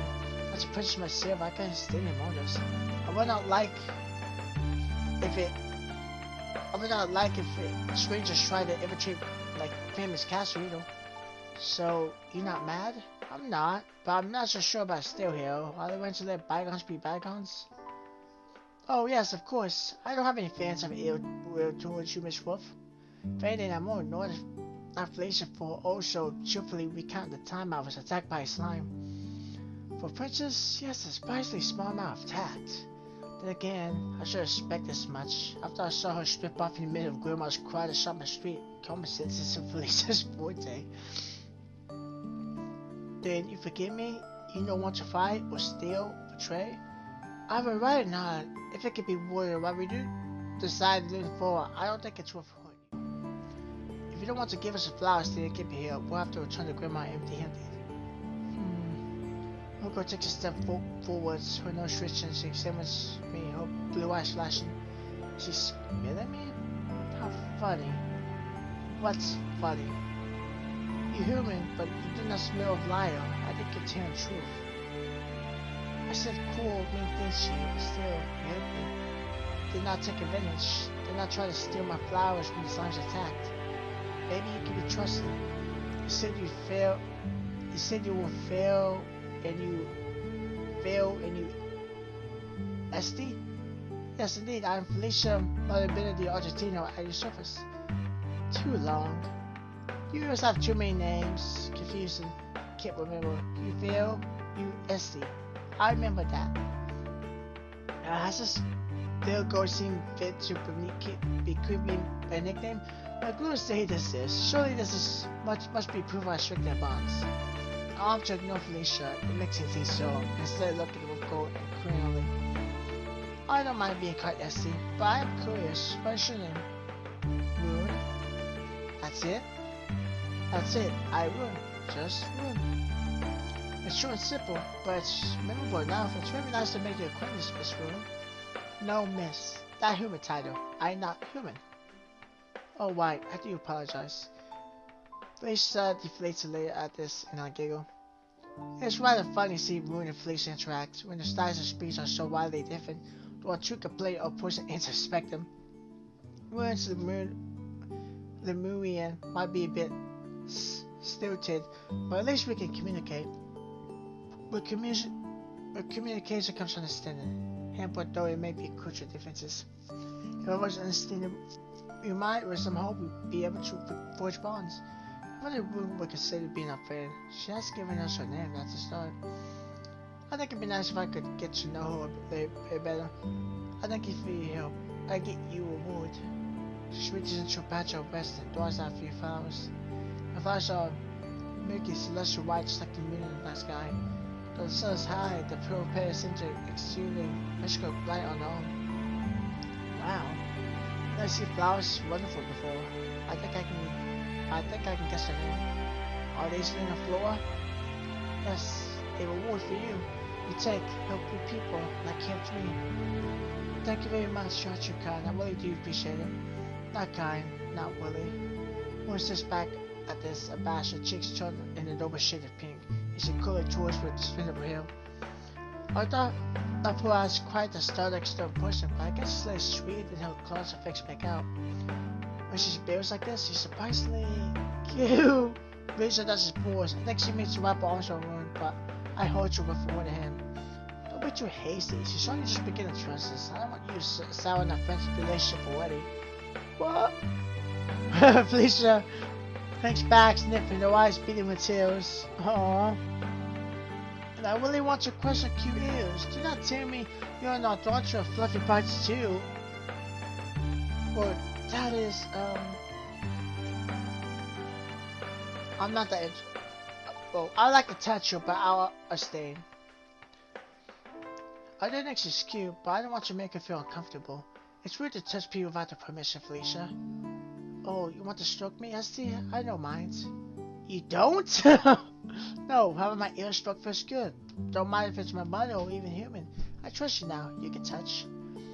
Once no stretches again. But you do smell of cats. You said that a couple times now, but I don't really follow. How do you smell of cat? I don't even have a cat. You understand wrong. You know smell of normal cat is stronger smell. More pungent, obnoxious. You smell like cat girl. I guess that makes some sliver sense. I didn't want it to try after all. Maybe we can smell the princess of a perfume upon my skin. I know like cat girls. I know trust. Once I had a friend, she was cat girl. We spent a lot of time together, every day, a lot of fun. We would grit your teeth together. And then she took advantage. I lay her into the sick wolf grave. She picked me on the floor, took over all of them. She knocked me out with magic, then went away. She pretended to be my friend, so she could still touch flowers. Haven't seen her since. Probably she sold them. Very full, very real, very expensive. I trusted she betrayed. Now I hate. I can't trust anybody who's missing a cat. You're kind of wicked. I will hunt down all cat girls and will make them pay. I see. Like since my ruin seems to like cat girls so much, all the precious pieces are falling into place now. I wonder, by any chance, was the name of your friend Tights? Moon's ears prick up at the mention of Tights, and she takes my shoulders in her hands and cries, Tight, you know her? You her friend? So she did send you to trick me. You enemy, Estelle. No, you got it all wrong. How do you know her name? You friends? Surely not. Why is true as Estelle and I have met her before, we were not close companions. In fact, it's the precise opposite. She shredded us, just as she shredded you. Shredded? Then she your enemy too? Yes, indeed. She told me she was homeless, and she tricked me to give her all my money, and asked for poor Estelle. Well, the things she did to her were unspeakable. She took our money and my mother's sword. She stole a precious family heirloom, and she left me in the forest to be attacked by slimes. Tight did that? She hurt you? Moon lets her hands fall from her shoulders. She takes a step back, her ears folded against her head. I could smell her on you. I thought you were her friends. Maybe I'm wrong. Tricking wolf girl is not enough for her. Now she's tricked humans and elves. What a wicked woman. Wicked is certainly the correct word for it. That girl is a menace. And a girl who causes such upset. Any girl who causes such upset deserves to be brought to justice, regardless of how cute she may be. I shall hunt down that feline, and I shall make her change her demon ways. Or my name is now Felicia Malabia the Entertainer. How many times have you said that today? That makes my, it's hard to say that every time. Sure you want to stop her? Yes, that's right. We've been searching for her and Grandma, but we've not had much success. We have no idea where she might be. But you know she and Grandma. It seems likely, if she wishes to steal a stone sword, she's probably looking for the highest bidder even as we speak. I see, so she and Grandma, I did not know. I did not go to the city. They're not good for wolf girls. Human city is too big, too loud. I not go there, but if you with me, I can manage. I can lead this force. I know no human custom, but I do my best. I try. I thinking. When it glances between Felicia and I, a serious look on her face. I know like Todd, neither you, we're different species. Elf, women, wolf. But we united. We hate Todd. Want to punish her. That makes us allies. We work together. You take me to Grandma, look after me, feed me, give me a nice bed. Then I sniff Toads out. Nobody better hunting cats than me. I find her, if you are punish her, make her sorry. That a good idea? I think that sounds like a wonderful idea. I'll be more than happy to welcome you to our party, Miss Moon. Just rude then. If you accompany us, I'm sure we will be able to find that miscreant. You could smell her on my clothes, and it's been over a week since I last saw her. With your quiver sense on the side, we shall be unstoppable. Grandma might be big, but we shall back that nuisance of a cat going to the corner. Then she shall pay in blood. Jesus! I mean, that's, Is she actually gonna kill her? I didn't really think Felicia was that kind of person. I thought Felicia would just like maybe like hit her or something, like not really kill her. Flood, hey wait, we've been doing this. You're not meant to kill her. Oh yeah, sure, right. I quite forgot myself. I must have awake in my brain. We shall not kill her, nor should be her blood. But surely humiliate her should be fine. Yes, humiliate her, like she did to me. We make her pay. Then let's do it. Together we'll be unstoppable. Goodness. I'm the one who suffered the most because of Sai. She took on my sword. I'm not sure if I'll ever forgive her. I will forget that transition. But I wouldn't Felicia cackle like this. I can't help but feel sorry for her. Will Sai really be alright?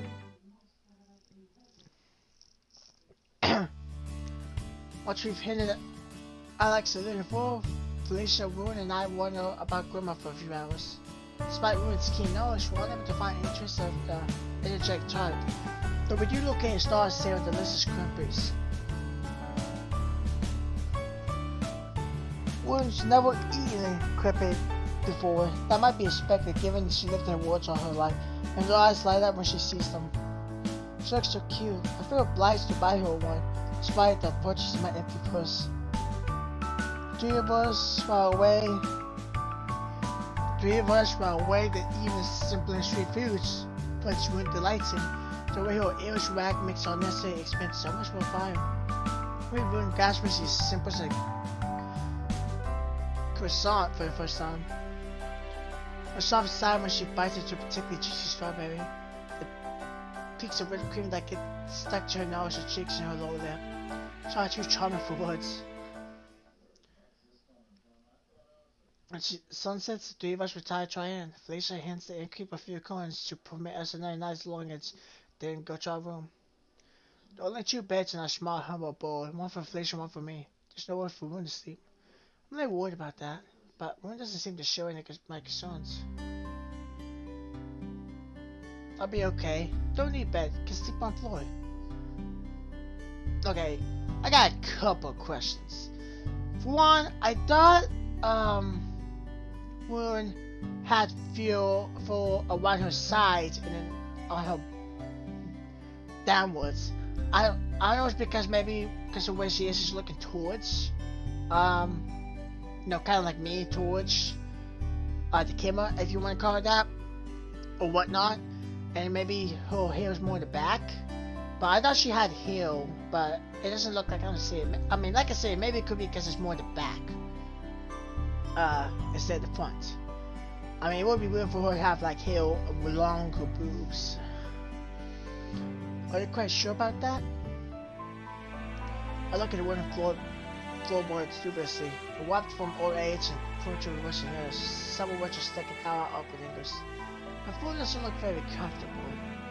Don't need comfort. I see before us in the cave, used to it. Just none. Ain't no problem. It might not be a problem for you, but it will certainly be a problem for me. As a princess, I cannot let any of my subjects sleep upon the cold, hard floor while reclining upon the soft bed. I am no disposed. When I see something injustice, I wish to correct it. I would beg to cast you upon the ground so callously. I feel guilty even building upon it. Feed my poor breast aches. Ache? You sick? Maybe she's sick in the head. Brain fever? Then I did wonder. She talks so funny and use big, long words. Are all ifs like this? Like that? I wouldn't know. She's the only if I've ever met. She seems rather unique, though. Too unique. My head hurt. Ought to sleep. We're of course up on the floor, her tail tucked between her legs, and nestles her cheek against the crook of her arm. Good night. Felicia, however, seems so satisfied with this outcome. She clenches her hands on her hips, and she says in those terms, No, this would never do. You are a member of our party now, Ruin. I said she deserved to be treated like an equal. I would never make a sailor sleep on the floor. Though she did make me sleep in the bar that one time. So you should not, either. You deserve far better. Felicia might be a bit stressed, but for once, I found myself grateful. It really does seem harsh, making Ruin sleep on the floor. Moon seems happy enough with this arrangement, but I don't think I'll be able to get a single wink. But I don't think I'll be able to get a single wink for Gale. No girl in question looks so sad and cold, going up as she is, without even a blinker for comfort. Surely there must be something we could do. What should I suggest?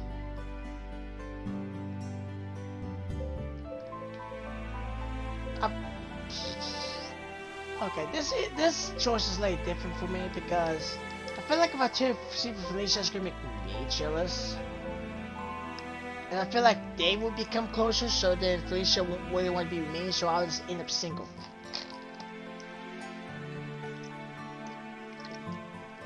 So, in all honesty, I'm gonna have a sleep with me. I mean, maybe that might make a room get for me, but I mean, all the choices I picked have been really because of Felicia.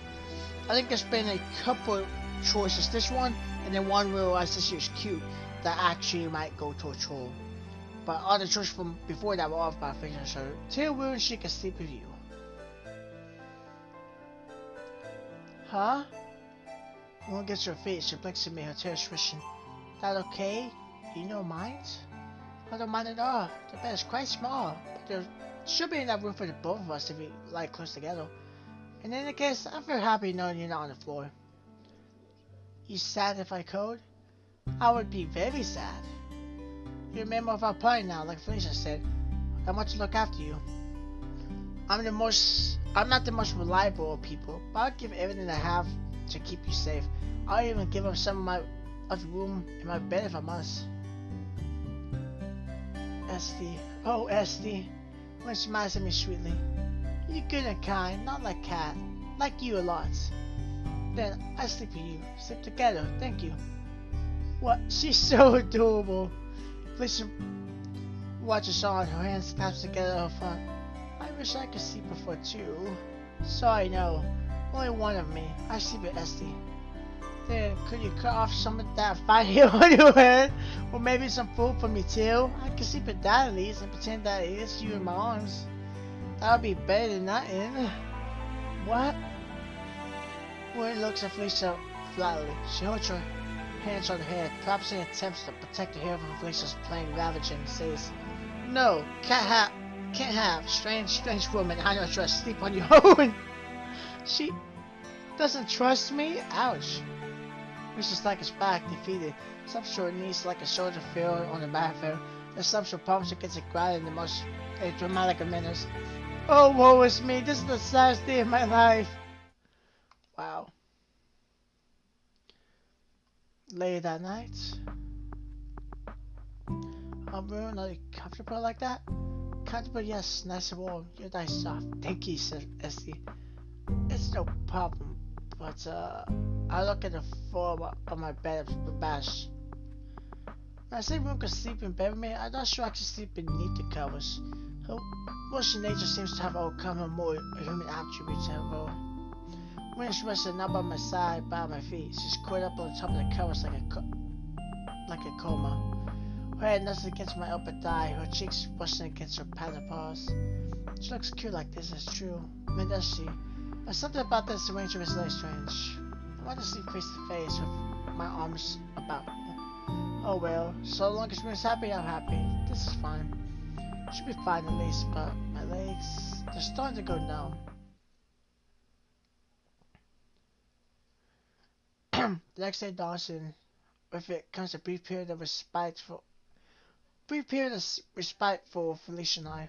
Since it's the weekend, we don't go to the guild to take on quest. Instead, we decide to walk around Grandma's streets with Moon and attempt to find the trace of the elusive type. Though Moon walked through the town with us yesterday, it's much busier today. There's a market going on. The streets are buzzing with truck people. Man ran from all across Grandma and beyond her spirit onto the streets, despite to find a white spot at the special office.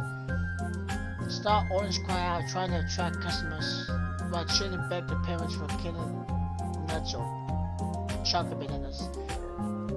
Words of claws spread beneath the sunshine. Close to Jim's wing, and stars glow beneath the weight of swords and shields and leather boots. There's so much to see you, and I'm not sure where to turn my head first. Do I get high shoes? Try to find a strike high shoes, the complete and purest of flames. Donuts? We have sugar donuts. 5 for 1 pound scones, choose your feelings, custard, chocolate, or red bean. Step right up, ladies and gentlemen, to examine our silks and seasonings. We have the finest clothes in all of Lemuria. Spices hoods from Zenobia Desert, where exotic spices. This can be found anywhere else. It's also some truly crappy things. One video even seems to be selling exotic pets.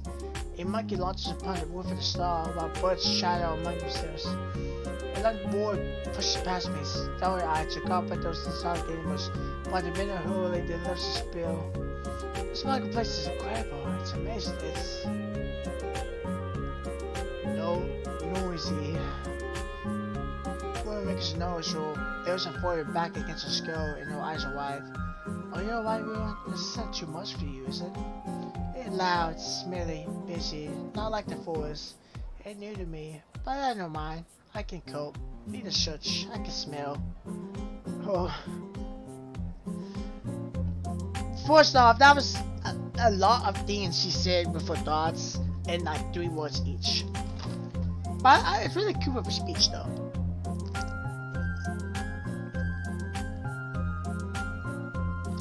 Okay, now let's see her outfit. Is that just her bra? Is that her bra skirt? Does she just have like a coat thing? And that leads to this. That second question is if that's a full coat, I guess you'll call it. Then it's not like a wolf pellet, because would it be bad for her to wear something that's made from a wolf? If she is a wolf, wouldn't that be bad? I mean, she's probably human too, but it looks like a wolf attribute to take over her human attributes. Todd, you mean? Yes, that's right. She here too. I know, can tell. I'm impressed that one can pick up Todd's distinctive odor, wherever that might be, amongst the myriad bunch of smears hanging in the air. Her nose must be sensitive. I curve my neck, searching for Todd among the crowd. Everyone says she's here. I'm sure she must be, but I can't see any sign of her. This marketplace is so busy, it would take hours to cope through it. And by that time might run away. I wonder what she's doing here. Did she come to steal my sword? Is she bargaining with the owners of the various stores, trying to get as lucrative a deal as possible? How could she? We have to find her no matter the cost. But it's not really possible. I'm starting to doubt our chances, but... Ah! One's ears prick up. Can smell her. She's here. She's close. She no expect me. Can't run. But little. I catch her. Rune, wait! I caught after the wolf go to lay around. She's already gone, bounding off and shut the time. Soon waves of people surround her, swallowing her. And she vanishes from you. Darn it, where did she go? Much hurry, there's no time like the person. Let's go. Go, but where? I can't see Rune anywhere. I kept my eye on her. She went this way. She's not soft and far behind her, moving my way in and out of the crowd. I step on more than my fair share of toes and procure numerous complaints, but I don't mind. I can't see. Where's Rune? I look this way and that, craning my neck, my ponytail billows behind me, and my boots struck against the ground. My shoulder clashes with that management, and he curses as he throws him back on, opposite the ground. Hey, watch where you're going. Sorry, but I can't stop. What? Are you gonna hear me pick this up? Hey, wait. But I ignore him. I didn't keep going. I won, and I won, and I won, and then... Leave me alone. Don't come any closer. Hey, stop it. Won't stop. Can't stop. You die now. Die? It's not the extreme. Put those cards down. Why don't you... Don't cut up my pretty face. No, wait. Hear a familiar voice, and then a familiar scream. It's a cultural howl, almost like a fair wolf and then a thud. It must be close. This way, Estelle. Felicia doesn't need the timber charge. We're around the corner, leaving the dunk of my marketplace behind us, and then...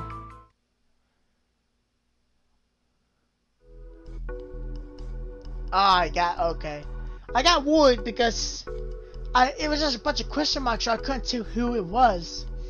I thought... Sorry, that's my soda. I thought maybe, Rune got hit, and she's just gonna be like bleeding. I thought it was good. I was waiting for some death. That's what I was worried about, but I realized that ain't really a theme with these games. They're not meant for like big death and bloodshed and nothing that. You might be sad and stuff like that, but usually it's not regarding dying. Oh, finally I come face to face with the missing member of our party. Wynn is crouching in the quiet back alley. Knees against a cover store. Attention, she's on all fours, hunkered down like a real predator. She isn't alone either. Pendant beneath his body, his fast between the blonde thighs is Wynn's prey. Wynn's prey has cute pointy ears and bushy tail, and feel hair of a soft lavender hue. Pale, coarse, messy about her face, and her cheeks are stained bright pink with indignation. She kicks her legs and tries to escape from beneath Wynn to no avail. Wynn holds her tight and narrow, her claws stick as sharply into her prey's shoulders. I know who this cat girl is. She uncanny familiar, and so her cries. It's sorry. I won't forgive her face in the hallway, but she doesn't seem to recognize me. She's just Felicia, and I will cleanse her eyes and begs mercy. Oh, thank goodness you're here. Please save me. I was my mom busy when this crazy wolf girl attacked me. I've done that wrong, but she seems to hate me. She said she even said she would kill me. Will you save me, kind of women? Please get this white beast off me. I can hardly breathe. Good, you know breathe. Die here, scum cheese. Dale, you see, she's so horrible. She's manhandling me without any modicum of respect. Don't you think that's wrong? I suppose it is somewhat wrong, yes. We're in the street and you're quite shabbily. On numerous circumstances, my heart would break to observe such a beautiful girl in distress. However, please smile steadily. I feel no pity for you, not after everything you did. You mistreated all of us. That's not more than your justice hurts. What does that mean? I don't even know who you are. You don't? Well, that's this point. I hope I would have made more of an impression, but no matter. I remember you. I shan't forget in a hurry. You pretended to be homeless and shredded me out of my money. What's the name? Felicia Maribilla de Octavia ring a bell? Felicia. Charlie looks at Felicia, then at me. Understanding slowly blossoms across her face as she gasps. No, it can't be. You aren't those stupid girls I hoodwinked, are you? No, I'm not stupid. I tried to refute Todd's certain words, but Felicia's voice cuts across me. She pushed her chest out, seemingly on the rail of the slide against her smile to speak to us. Indeed, we are the one and the same, and I'm so glad you finally remember us. I must say, it hurt that it took you so long to recollect our faces. I was supposed to shred so many people our face up once one. She took advantage of us, didn't abandon us. She left us by the wayside. But we did not forget you, we remembered. And now we have come to take our advantage. Make us stupid if you like. But remember, you are the one being pinned down, and you are entirely out of mercy. Sorry, twist beneath Wynn's body, but she can't get free. Wynn's too strong. I can't believe it. This is my luck, and I was about to make the bargain of a century. This is so unfair. I think we are the ones who should be saying that. You tricked us, remember? Yeah, whatever. Now, Tosh realized we're not going to help her. She decided to stop the scared, sympathetic persona she puts on. She'll get her teeth together, fresh bright red and crimson wound from over her shoulders. Can you be a little more gentle, you brute? Of course I dig into my skin and my breasts are all squished against the ground. This hurts. Good. Admit it, you deserve it. I'm fit to see how anybody deserves to be treated in such a college manner. Unhand me this instant. Whoa, you wicked. I punished. One pushes herself more firmly against Todd's prone body. Her thighs come down about Todd's made on the cackle yelps. My spine's gonna stab you, dummy. You moron, you cretin. I have bruises on my bruises. My clothes are getting dirty now, and now I'm being touched way too intimately. I'm not pure anymore. Now, I'll never be able to get married. Pure? You? One misses an eyebrow. No way, you smelly thief. I don't sorry for you. You're born impure. So that's reason enough to bang my breast all out of shape, is it? How horrible. I can't believe you should say something so nasty. I can't believe you could cheat all three of us and not feel a shred of sympathy. Is there anything you want to say to us? Todd's eyes flick between Felicia, Wynn, and I as she pouts, her eyes folding flat against her skull. Not really, no. Why? Do you want me to say something? I want you to apologize for what you did. Are you even a tiny bit ashamed that you stole my money and my money's sword? Oh, Harley. Charlie spits on the ground. And what is, I snapped Harley a lady like gesture. I'm only sorry I got caught. I was going to sell a sword of yours yesterday, or today, at the market. I had 3 prospective buyers who were threatening to order themselves to align my pockets with gold coins. If she had gone through, I would be rich by now. I never had to worry about money again. I was planning to live a life of luxury. But the stupid worker grabbed a hold of me before I could set the sword on. Now I never get a chance. As I used to have my sword? Yes, indeed. What's luck? I'll show you where I've been keeping the tooth and claw off your vicious guard dog. This is what you want, isn't it? I was actually hoping that you would show some measure of contrictions for your actions. But I suppose I could bring the purchase from you later. For now, it's more important that we retrieve Estelle's sword. Maybe we will sit down. Let us give Mr. Tart some space. Then I stop. We let her go. If you will be so kind. When scowl, she digs into her claws to Char's breast, which makes the cat go screw all the louder. Don't want to. Not passionately enough. Want to make her cry. We can do that later. For now, however, I would like to if she could return the things she had taken from us. That would be a good place to begin her rehabilitation. Rehab? Don't know that word. Too long, confusing. Don't understand, but if you punish later, I let go. For now. Well, extra great yourself for a tie if Felicia holds her hand out to a captive. Then now, you can breathe again. Don't you feel better? Oh, much better. I'm doing swimmingly. Thank you very much. Child washed her eyes, evidently unimpressed by Felicia's kindness. Everyone can call her that, but she takes her hand all the same. Child wipes her feet, swings somewhat and says, "Signs." She just must uphill, pushes down the skirt, and wipes herself free of dirt and debris. Then she looks at me and sighs. I don't want to relinquish my hold on your sword, but I suppose I have no choice. You and your friends caught me feeling squirrel. I wasn't careful enough, so I was caught. That's just the way life is. I take advantage of a lot of people in my time, but I've not so very dishonorable that I can't recognize I myself have been bested. You did a good job tracking me down, so you deserve some sort of well. The sword is right below us, so you might as well take it, and fast before I change my mind. Try holds out a palm, and a burst of light appears upon it, which slowly forms a familiar shape. But my sword! Oh, thank goodness! I take the sword from Char's hand and hold it to my chest. I notice my cheek against the flat side of its silvery blade. My trembling heart forward to the brim with relief. As a favor, Char took my sword that I'll never see it again. Would we dog me my every waking hour? It was hard to be optimistic, even with Felicia's support. But now my labor has finally been fruit. I found my sword and tried because Felicia in ruin, and 2 other best companions a girl could hope for. Isn't this a sight for sure eyes? What a touching reunion. I picked you as a gloomy girl, but you look surprisingly cute when you smile. Doesn't she though?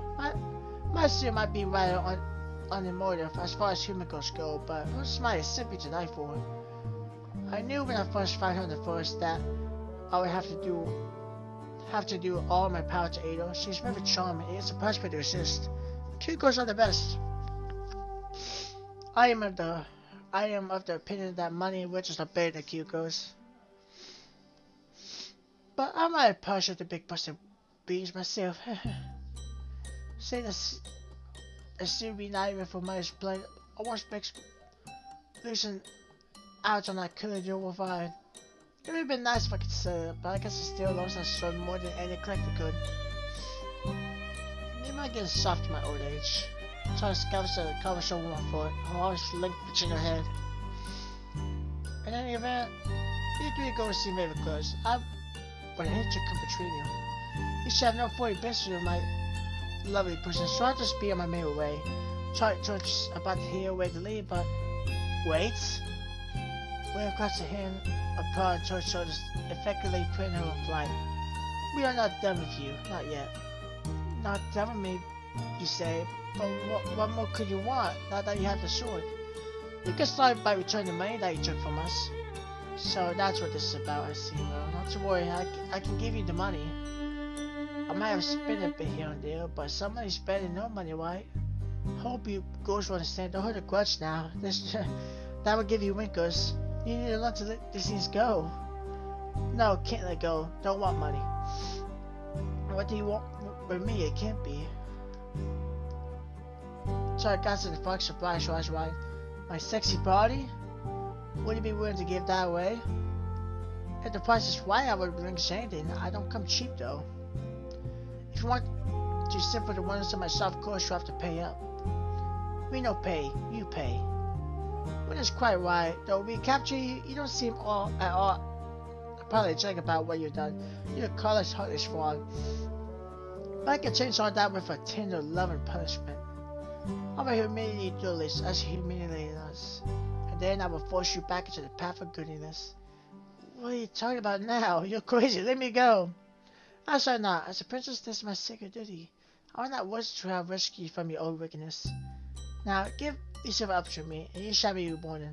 No, I don't want to. Leave me alone. I've already repented enough. Okay, I don't know what they're gonna do. I'm not really often enough for rape and such. Obviously, I don't like that stuff. I can't walk. It's just bad.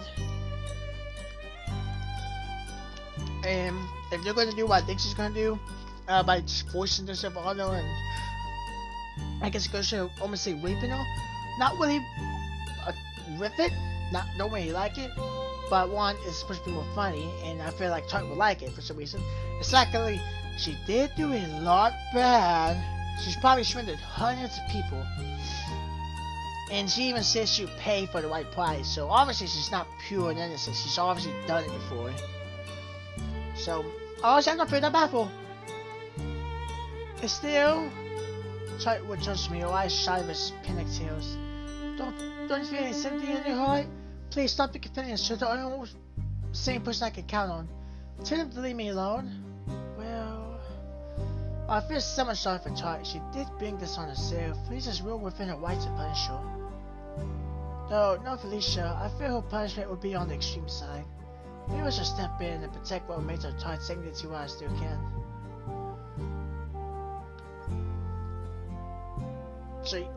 So she gets punished regardless. But Estelle is too soft. So, you know what they always say, go big or go home. So that's what we're gonna do. We're gonna let Felicia punish Tart. Sorry, Tart. You're a cute girl, and I love Cockroach to death, and you're very pretty, attractive, even though your personality kind of stinks. But you're very cute and all that, but I'm sorry. I'm gonna have to have Felicia handle you personally. In the end, I decided to let Felicia do retire what she will. I bet Felicia's plans are more imaginable than mine, and with better luck, they should stick. I just hope Tart learns her lesson.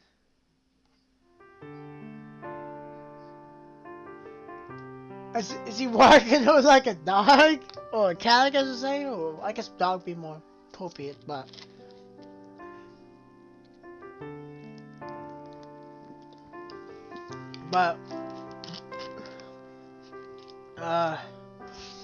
that's funny. It's just doing it like in public. Oh, that would have been better. That's actually not as bad as I thought, though. I expected a lot worse. What a wondrous day this is. Really, my spirits are soaring. How do you feel, my lovely little kid? I trust that the sensation of the covers beneath your hands and knees aren't to your liking. If you're a good girl, and you were sent to his walk without a complaint, I might even give you a saucer of milk to drink from. Though, of course, you have to lap out the milk out of the saucer with your cute, pink little tongue. Why, you? Tara saw her hands and knees, so it was put towards while her tears rushes uneasily. Her dress is so short it can barely cover her wheel, and the tremendous amount of her full dash on display. Tara's face is bright red, which offers quite the contrast to her lilac hair. Her teeth are gritted together, and she looks positively motherless. Excuse me. About her neck is running a collar. Then attached to the collar is a lead. The lead is clutched in Felicia's hand. She stands behind Tart, a true expression on her face, so overjoyed she's positively sparkling. This is the punishment Felicia had given to Tart. after some deliberation, it is quite a cool one. Felicia's walking tight through Grandma's busy streets. I thought she's some kind of pets. Felicia's been at this for about 10 minutes now. She keeps nudging Toy in the back with her foot. Telling her to hurry up, but Toy gnashes her teeth and tries not to cry. When I follow along at a distance, Ren looks excited enough about Todd's punishment, but I'm gonna let him more do this. We're getting an awful lot of funny looks. Well, I know people walk their dogs, but I've never seen anybody walk a catgo before. How crazy! Is this really happening? Maybe I'm hallucinating. I've never seen anything like this before. I thought that stripping it was shocking enough, but it looks like she has a nice new trick to regulate us with. How droll. That could go. That's one serious, huge whack. I want you beating my face in the boobs. I really care about her breasts. That's childish, babe. When it comes to catgoes, everybody knows their ears are where it's at. Half of catgoes have very sensitive ears. I want them to cry out if you stroke them. Now I want to try. I want to stroke her ears and lick her pooky breast. Maybe the catgo's owner will let us play with her if he acts nicely. I wanted to look one more time. I don't know, I feel like this should be the end of it because he finally got the revenge after so long. But this is actually, I'm actually kind of amused. I expected a lot more. I expected a much bigger punishment. At least there's no bloodshed. That's right, she is a pet after all. How shameless. I can't believe something like this is happening in my city. Grandma really has gone to the dogs. Should that be cats? Todd's the one being walked around the city, not me. I feel my own face heat up when I hear these comments. This must look like some strange fetish play. I bet everyone's thinking we're a group of perverts. I don't want to be lumped in with the others. I'm not a bad girl, I promise. Maybe I should have talked Felicia out of this while I had the chance. Todd comes to her, her fingers clenched into fists. Her head is buried, her face burning. Felicia pauses too. She looks at her pet, her lips closed. Where is it, my cute kitty? Are you tired? We can take a break soon, but I'm not finished training you just yet. Oh, screw you training too. This is humiliating. The cover shouldn't are hurting my hands and knees. The color's too tight. It will attract all sorts of crazy comments. If this keeps up, we might get arrested by the city guards. Have you had enough fun? I'm tired of this game. Oh? The cheery, good-natured expression shooting face from Lisa's face. She looks at her toy, her eyes large and empty. I might not be on the receiving end of Felicia's anger, but a shiver goes down my spine regardless. I've never seen anybody pull a face like that before. I didn't know people were capable of such blood-curdled expression. Forget the Demon Queen got here. Felicia's the cast of her own. Do you think you're in a position to tell me what to do, you filthy thief? This is everything deserved and more. You sicken me. Isn't that a bit harsh? No, it's not. I'm not being harsh enough. You ever said my dear Estelle, I shan't forgive you for that. Not that easy. The fun is only just beginning. Felicia yanks her Todd's collar. Todd's head is pulled back and she gasps, choking on her chains.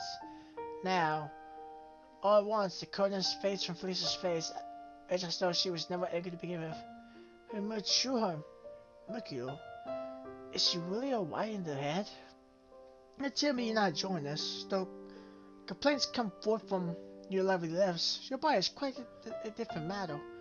If you hate this attention so much, your panties won't be getting wet, and your nipples won't be hard too. No, they're not. Try to call her shamefaced, but even I can see this is a lie. Her nipples are poking through the thin fabric of her dress quite clearly. Given how many people you're shredding in your time, you're surprisingly poor liar. Just admit it, you like to be humiliated, don't you? No, I don't. You do. You're loving this so much. It's not even counts as a punishment. I never knew you were so kinky. This is quite the problem. If treating you as a playdate isn't painful enough, then Felicia's eyes light up. Why don't we take this to another level? Perhaps I could take off all your clothes and actually walk on the ground. You could even pee in public like a real cat would. What do you think about that? Todd's face goes red and red with such a sadistic suggestion as his mine. She's slumping forward, cracking her forehead against the covers and cries out, "No, that's enough, I'm begging you, please, stop this madness." This cute and pretty magical cat go with tries to reach the end of hope.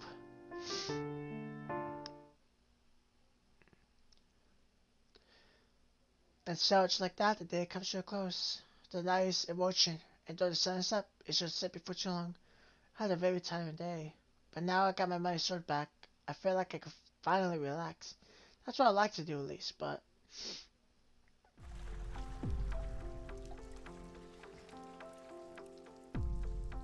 Oh, okay, well, Twilight is there too. I wonder why. Is she part of the party now too, even though she's like the big bad person? And then, where will Runes do? I think Runes meaning to attack. And then you got Felicia and Estelle. There's a big old party now. What are you doing? Is that not apparent? I'm enjoying myself, Estelle. You found that wood guitar. You finally retrieved your sword. We managed to get all money back too. I think it's a coffee celebration, don't you? But I thought we were always separate. Isn't that why we came to this hot spring? Since Felicia and I finally got money back, we decided to have a little fun. We went to a hot spring located on the outskirts of Grandma. She could soothe our aching limbs. Warren accompanied us on the lunch and late excursion. I said Todd. She didn't have much choice. Felicia was told me that Todd to stay with us, so we can keep an eye on him. If we let her go, she will only cause more problems for the people of Grandma. She might have apologized, but I don't believe she has truly learned her lesson. She said stay with us until she has fully repented and learned to change her ways. Or so Felicia said. Now all four of us on the spring could join the clear waters. At least that was the plan. But it's not going exactly as I hoped. We're insisting on talking in the background, splashing through the warm water of her claw's waist. And Felicia, rather than basking in the warmth of the water, she's more interested in basking in the warmth of my body. Why is she groping me? Felicia, please. This is embarrassing. Anybody could come and see us. I doubt that, my dear Estelle. We put this hot spring all to ourselves. Us four are the only ones permitted in here. We can soak to our heart's content. And as we relieve ourselves of our fatigue, I shall take this dull opportunity to relieve myself of my own bits of pressure. You can't just you way out this one. These are my brush you're touching. Celebration or not, you should at least get my permission before. Brush cuts off. Felicia's active fingers finds one of my neighbors and gives it up. The friction is delicious, and I moan. My pink bud hardened beneath Felicia's ministrations. I like to be mad at her, but it's hard when she's so good with her hands. It's Felicia's dexterity that saved me from the slime so much a week prior. But now, those hands of hers will be my undoing. You do sound lovely when you cry like that, my dear Estelle. Your face is all flushed, and your eyes are dubious, but satisfied tears. Your nipples are hard, and your whole body is red. I'm red because I'm literally sitting in water. It's not like I'm enjoying this or anything. Really? That is a pity. Lisa leans a little closer. I feel strange of her damp, dusky hair trailing along my bare shoulders. Her supple breasts are pushed against my back, her lips inches from my ear. As she says, I can feel her breath on my skin. Felicia's close proximity, combined with the steamy heat of the hot spring, is enough to make my head spin. I can always seize my touches if you truly dislike them. But I assure you, I mean not ill by this. I only want to reward you for your hard work. You're very sweet and charming still. But you're rather serious too. I think you need to learn how to lighten up. Will you let me touch you? I am an expert giving massages after all. I guess my breath's hot and heavy, especially when we never should touch us. Fingers toward my breast, kneading them like dough. This feels pretty strange, but if it truly means no ill by it, then I guess you can continue, like why not? Alright then, you can keep going if you want. It feels nice and I don't hate it. Wonderful, then I shall continue to stroke and caress you until you can no longer speak, just lean back and... But Felicia started with the finish the statement. That's because at the moment... I heard you down, evil cat lady, you die, oh Jesus. What? No, leave me alone. We're on the same team now, you dummy. Stop chasing me. Won't stop. Punish you, drown you, bite you. You die. No, leave me alone. I'm too young to die. Get off me. No, wait. A loud scream splits the air, covered with a mighty splash. Looks like Ruin's finally managed to get her hands, or should that be paws? Oh no, hapless prey. I guess that's Ruin 2. Type 0. Hang in there, Todd. You can do it. Maybe? Late at night. Goodness me. When is awfully... Wow, she held my head under the water for so long, I thought I was going to be Mamiko. My tail was all mushed up and look at my poor hair, what a tragedy. Are you going to say sorry, you miserable beast? Not sorry, you deserve. You bad, wicked, never forgive. Not ever, ever? Never, ever. Goodness gracious. Signs to shake her head. Charlie perched upon the edge of the bed, rolling up her underwear. She got seemingly soaked in her. Charlie joined the hot spring, and she's been fussing with her hair ever since she wiped back in. Room for her part is sitting on a chair in the corner room on her hunches. She's glaring at Charlie mistrustfully, but at least she stopped trying to attack him. That's progress, I suppose. Though the look on Moon's face is undeniably beyond trusting, her lips pulled back and snarled her territory. Maybe it was a mistake to bring Charlie back into the inn. Moon obviously hates her. Not even waterboarding her back in the hot springs, which by the way, which by the by is not what hot springs are for. I could alleviate her anger. For once, I don't have to side with Todd. Goodness gracious. What are we gonna do? Forgiveness is a virtue, you know. Why don't you try it sometime, room? Why is it above your anger? Try to be the better woman. Big words from a thief. I might have been a thief, but I put up my desk with elegance and style. I never resorted to brute force. I used trickery, deception, and my own good looks.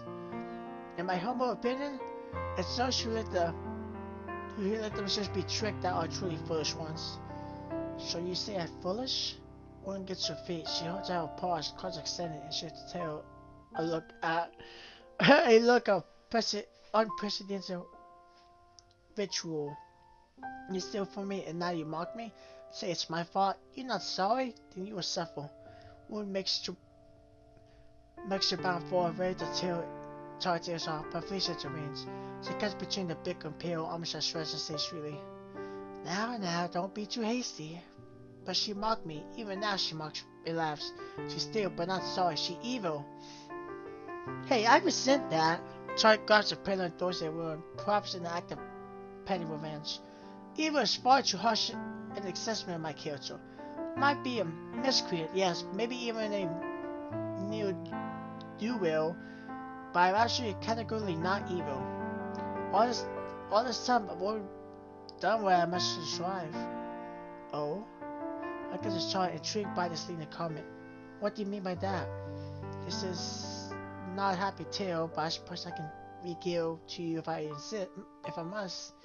Then you might insist some of my motives. Charlie closes the door to begins. I was born into a very poor family. I had a large number of brothers and sisters. My parents could not provide for them. Try though they might, they worked themselves to the bone, but it was in vain. I left my family for the city, hoping I could find some form of gainful employment. I meant to make money so that I could care for my family. But every door seemed shut in my face. Since I couldn't find a job through proper means, I was drawn into the life of a pickpocket. I stole and lied and cheated, and soon learned that I was uncommonly good at it. I used all my ill-gotten money to provide for my parents' siblings. They believed me to be employed as a maid, through the truth, as you can see, is quite different. I just started stealing because I wanted to. I doubt anybody does, regardless of what Moon says. I'm not evil. In the beginning, I even feel guilty about shooting others. But soon I learned to ignore my pangs of compassion. I couldn't afford to wallow in my guilt. Not when I had a family to feed. I justified my deceivery. I told myself that those who let themselves be tricked deserved sympathy. It was all their fault. If they were so foolish they couldn't keep holding their belongings, then they simply didn't resort to them. My family needs come before anybody else's. I love them a lot and I would do anything to protect them. All this time I've only been doing what I think is right. That's why I resent being called wicked. I'm just a big sister who loves her younger siblings. Silence descends after Todd's little tail. Wounds glimpses at her from beneath her overgrown bangs she'll pull forward. So, you're not evil, not still for fun, do it for family? Yes indeed, this is how it began at least. No, I can't deny still does give me a certain kind of thrill. It's fun in its own way, but if I were to find a more stable form of employment, I would jump on in a heartbeat. While I don't dislike my life as it is, it's fun with uncertainty. On good days I can pay for chores and go beyond my wildest dreams. But at the same token, I can go for months on end, pinching not more than pennies.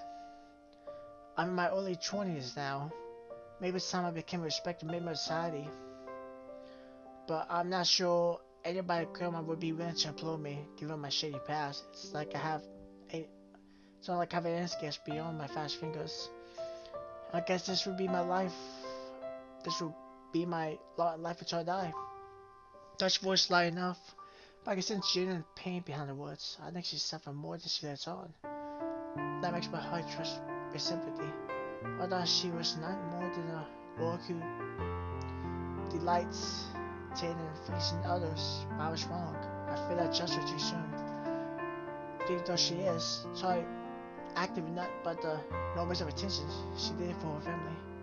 And I can relate to that. I love my parents a lot. It's because of my unwavering respect and adoration for my mother, my past achievements that I wanted to be a knight, despite the lack of aptitude. War bound to our families, whether we're humans, elves, or cacos, these bonds can send us down thorny paths, which sometimes contradict our true natures. Now I know that Tart isn't wicked. Felicia seems to share my sentiments. Oh, you poor Dean, I never imagined that you had it so very rough. I didn't think you would. You're a princess, aren't you? You live in a palace. For all your pretty words, you have no idea what suffering has coming for face. That's one of the reasons why I robbed you. You sank to menace nature's pussy nuisance, as if you know anything about me. Oh man, I was woefully ignorant. Now that these eyes of mine have been opened, it is now, after traveling across Lemuria, that I can appreciate how fortunate I am. Though the demon queen is gone, may still suffer. But I shall do my all to aid you. Now, why don't you join our party? Is that really a good idea? I believe so. It should solve all of your money troubles at least. Adventurers can earn a couple of living if they take on quests like Grimaw's Guild. You call yourself for wits. That means you have magical powers. You will be worthy ally and welcome addition to our team. If you help, we'll be able to take on even stronger quests and earn more money. What do you say? I must admit, I did not consider that a possibility. I never imagined anybody would want to work with a con like artist like me, particularly not those I've conned before. Either you are very forgiving or very stupid. Are you afraid that my story was a ruse? This could be a plot of mine to take forward adventure you while back all you have retreated. It could be, but I don't believe it is. I am a good just Kircho. I was drawn to you once before by earnestness. Though you tricked me then, I see my intuition was on the money. You're not a wicked person. Deep down, I believe you to be a kind of good. I would really much like to work with you in the future. What do you think, Estelle, Rune? Do you have any objections? I don't like her. She nasty. She know me. She smell. She bad cat lady, but she not evil. Her story is sad. I feel bad, so for now, she stay. I allow it. And I have no problems. Our party has more than enough melee attackers. We need a mage, and I think Chart would be a good fit for the job. It's true that she stole my mother's sword, but she did give it back. I don't think she's truly evil either. I want to have faith in her. I believe in her. Guys, Chart looks between us, her tear twitching for the time during our meeting. For the first time during our meeting, I think that's supposed to say. She seems generally taken aback. I can't believe it. I never thought I'd be able to make any more friends, so I never bothered. But maybe I was wrong. It goes so far, far nicer than I ever imagined. Yes, I'm quite wonderful, aren't I? Now dry your eyes, do not cry. All's been forgiven. I have absolved you for all your sins. Rest on shall brace you until your body stops shaking. Felicia throws our arms as she smiles on her lips. Felicia, like the rest of us, is renowned by honor. She reclines upon her bed, her pink heel faint across her pillow, her legs spread. Her chest looks plush and soft, as does the rest of her. Her expression positive extrudes kindness. Perhaps that's why Todd takes up on her offer.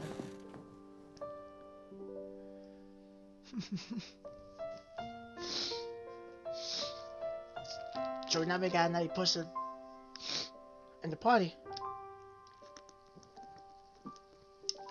Okay, now another thing.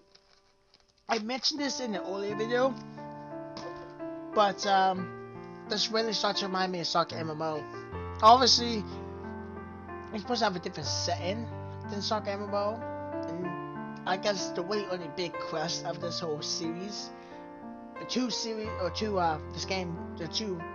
big quest goals is, finding Todd, which is already done. And I mean, I know you got some, Estelle trying to become a eventual like a model, and I know Felicia is trying to understand the whole common folk and try to be good for kingdom, I guess you would say. Moon is just there. Moon just there, just having fun. She's already accomplished the goal, is the thing, but she's still there. So, but reminds me, because Soccer MMO had 4 people also, I think. I think it had 4 main people also.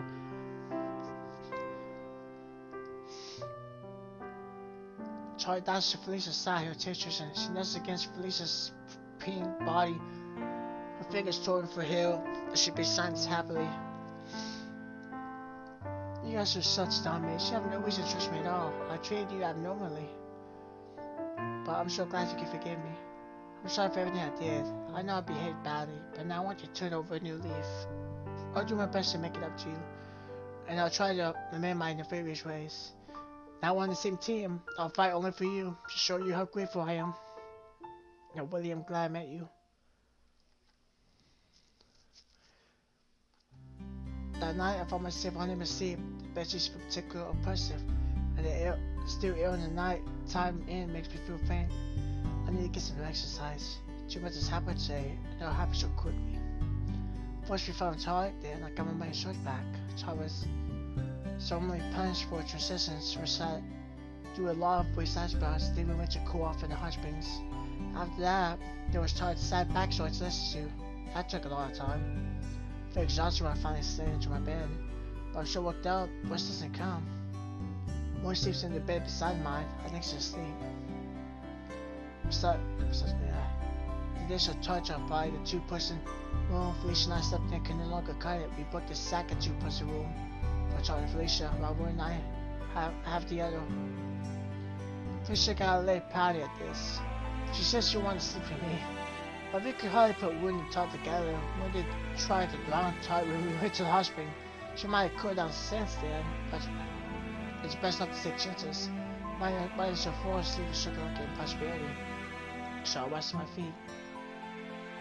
There's no point lying in bed, staring at the sand. If I can't sleep, I just need to walk around long enough till sleep finds me. I get dressed and reach out for the door handle. I'm careful not to make too much noise, at least I wake up.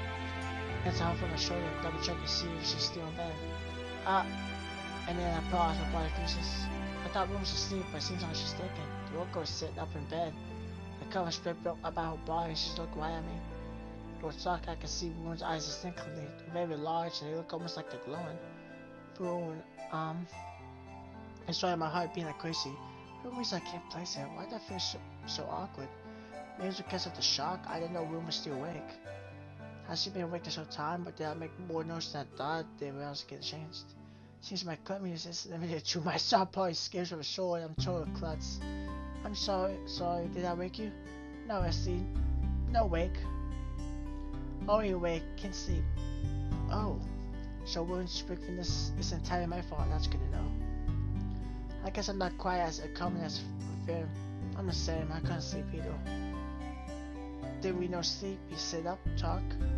When once from her bed, its wooden frame creaking, she does herself, scooping up with the scarred clothes from the ground with her paws, then glances at me. You go to the toilet? What? No, I don't even go to the toilet. Why do you ask? You got up. Went your door. Thought you needed to go. Oh no, I'm fine. I just want to go for a walk, that's all. You go for a walk? In the dark? We're on both floors. Where you go? I'm not sure. I have a plan in mind. So first maybe? I want to say for sure. For this, but much has come out now. You know, have your sword. No business till my sword is popped up by my bedside table. The blade tucked it away in the seat. Oh yes, you're right. I felt my face burning that sword. I've only just realized thanks to Wood's injections how very stupid my plan was. I was supposed to come out in abundance tonight. Going into the woods without my sword or my own would be a sure recipe for disaster. I did not think about that myself. I must have gotten complacent after a venture of Felicia. I didn't have a weapon on my own, so I had to rely on her protections. I stopped thinking about the potential dangers awaiting me. Is my brain made of portraits? You know, go out. It's not safe. Want to stay here? Don't go. One blinks at me, her blue eyes very big. I look back, her blushing. One sweet, plaintive words have knocked all the air on my lungs. Suddenly I feel breathless. One seems kind of stoic, but that's because Lumeria isn't her first language. She's not very good at expressing herself, so she often remains silent. It can be hard to tell what she's really thinking. But right now, even with the language barriers, I can see how much she cares. I'm sorry, Ron. Were you worried about me? Very worried. You know, get hurt. Silly Essie, stay. Alright. I won't go off and make some war. It's too late anyway. You're right, it was a stupid idea. Very stupid. Etsy dumb, big dummy. I really am. Maybe being attacked by the slime did something to my brain. Cause slime secrete stupid particles. Slime, you got attacked? You hurt? Oh no, that was a while ago. Don't worry about it. I do worry. Etsy my friend. She don't get hurt. Well, my real grateful to her. Swoon really is a good pure girl. I never knew she cared about my safety so much. You don't need to worry, I won't let myself get hurt. I'll be smart now for your sake. You promise? Yes, I promise. I'm going back to bed now. I pat back to my bed, then I bend down. I'm ready to divorce myself on my honor card and night one. Essie, promise. She's a good girl. I like Essie. Rowan. Oh, they're so cute. Rune is so adorable is the thing. Rune is very, very, very adorable. I stagger back surprised as I feel something feel against my chest. The breath is knocked out my knee yet again I struggle. The soft tickles my nose I can feel one rib in my arm is wrapped about my middle. I look down thinking, Rune is resting her head against my bosom. When is resting her head against my bosom, though nothing, okay, though might be a more accurate description. Her head is buried between my breasts and her button nose is twitching as she hears my scent. Speaking of which, what do I smell like? Can one still detect traces of idiot chat about me? Well, what are you doing? Hell again? Yes, I can see that. But why? Leave. Glad you no leave. You stay. I like. You smell good, Esty. Do I? Like what? Like... When nudges your face against my breast and hears simply her tear twitching all the while. Like bacon and breads and pastry. And some cat too. That part I don't like. I figured as much, I'm sorry. Okay, not your fault. Not her fault. She bad and wicked, but Esty not. I don't like her. But like you, when she hold against me tight and she sighed, her eyelids fall shut and literally her hot cheek rests upon the top of my breast. Now that I was thinking though, she said, as she said, oh, I'm starting to call her Esty. But Estelle said that, Lemurian, I think it's called, is not Tart's first language. That would explain why, she talks like maybe she does. I mean, she prefers simpler words, but she can't it's like he talk in full language, you know, like full English or something like I can, obviously. That she might have not be able to make big, you know, complete sentences because she can't remember all the words, especially bigger words. This is kind of embarrassing, but it feels pretty nice. Once body weight is a cover, it's just incredibly warm. I don't know how much I compare this embrace to. Nobody's really hugged me in my life, save my parents, but her skin feels far harder than a normal person's. Is that because she's a wolf girl? Might be proud for a unique physiognomy. When so close to me, I feel above against my skin. I can hear the beating of her heart too. It's unusually rapid. We're just working just like a dog's. How adorable. I let when the dog to my embrace for a few months before I finally speak up. Well, you said you couldn't sleep, Beetle?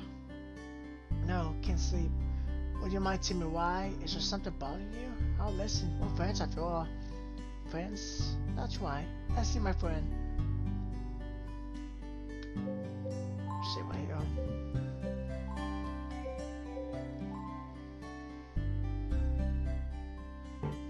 One dodged away from me. Part of me was relieved. Her tight hug was starting to get a bit uncomfortable, but another part of me misses her body heat. Her ears look so fluffy, and so do her tail. I want to try stroking them. I like you, but not like tight. Don't want her on our party. I don't trust. Moon sits down on the edge of her bed, her eyes narrowed. She smells bad. This room, and Essie, and even me, all smell like her. Make me sick. Can't sleep. You can't sleep because you're thinking about tights? She betrayed once. Can't betray again. She says she changed. I'm not sure. People can change. Not that easy. Once bad, always bad.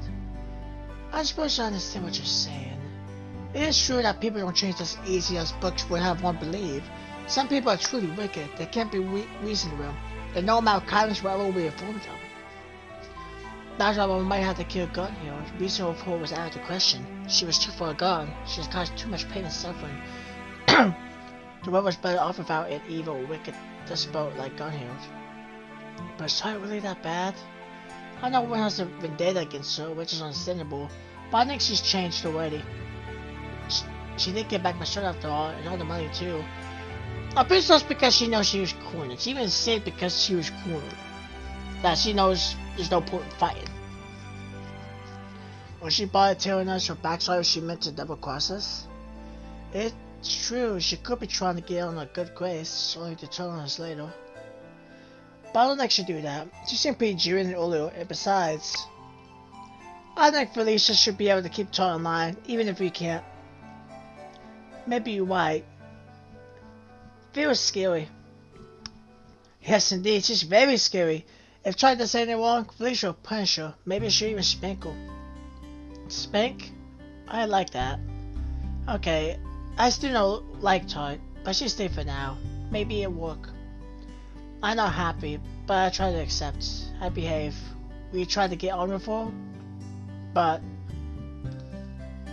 I'm still mad. Can't sleep. Need to calm down. Just saying, Ruth sees a pair from her bed. She grips her tight leg one part in. She holds her right at me. I mentioned Dr. Page just in time. It says all my right shoulder hits the wall behind me with a louder noise than I expected. What was that for? One play, it cheered me up. You play too, Esty. One picks up a sack of putty and launches into me. This time I can't dodge it. The player hits me square in the face. I stagger back, almost pinwheel, which makes me laugh. More, we play more. Oh, so that's what you want, huh? Alright then. I'm mind worn on my sleeve, not like I'm wearing anything, and face ruined down. I don't think I'd be the best ruin in this late match. When it comes to reflexes, Ruin is much faster than I am. It's obvious she'll win. But I can't indulge her childish wins for now. But I can indulge her childish wins for now. I've never had many friends, so I've never experienced the joys of a pillow fight before. I think it's high time I learn how to have some fun. Bring it on, I'm gonna give it everything I have. Let's go. And then they have a pillow fight. Later that night. How much later are you gonna go? I'm pretty sure it's probably like 5 AM now. I lie in bed with her body cradled against mine, almost completely naked, wearing nothing but her underclothes. The pity fight really took it out of me, and the lewd activities which occurred shortly after finished me off. I feel utterly exhausted. I'm so tired. I could fall asleep any second. I don't sleep just yet, though. The room with ruined skin is nice, and I want to bask in it as long as possible. I want to savor this moment, brief though it is. I can still feel Ruin's ghostly kiss against my bare skin, my breast pure gold, and the space between my legs felt damp. Smiling, I curl my fingers about Ruin's tail. She's so cute. My heart can't take it. Estelle? Ruin blinks at me. Her half-lit eyes, her voice is slow and stupid with sleep. You okay, Estelle? I didn't hurt you? You didn't hurt me at all. I had a good time. You did? I'm glad. My next stage relieved. I like you, Estelle. I like you a lot. Good, I like you too. You think you can sleep now? You relaxed? Yeah, I think I am. And you? I better. Can't rest now. So tired. We launched her mouth so wide I could see her molars. She looks so damn cute. I just want to hold her in my arms and never let go. But I think I need to sleep first. I still have a few lingering doubts, of course. I haven't accomplished all my goals yet. I might have gotten my mother's sword back, but I'm nowhere near becoming a permanent knight. I have a long way to go, but I'm sure I'll get there eventually. Tomorrow is another day. But for the present, I'm content to sleep caught up in one's arms. No matter what challenges are waiting for me out there, I'm sure I can take them. I am Estelle, the daughter of Crescenda, and I'll never give up.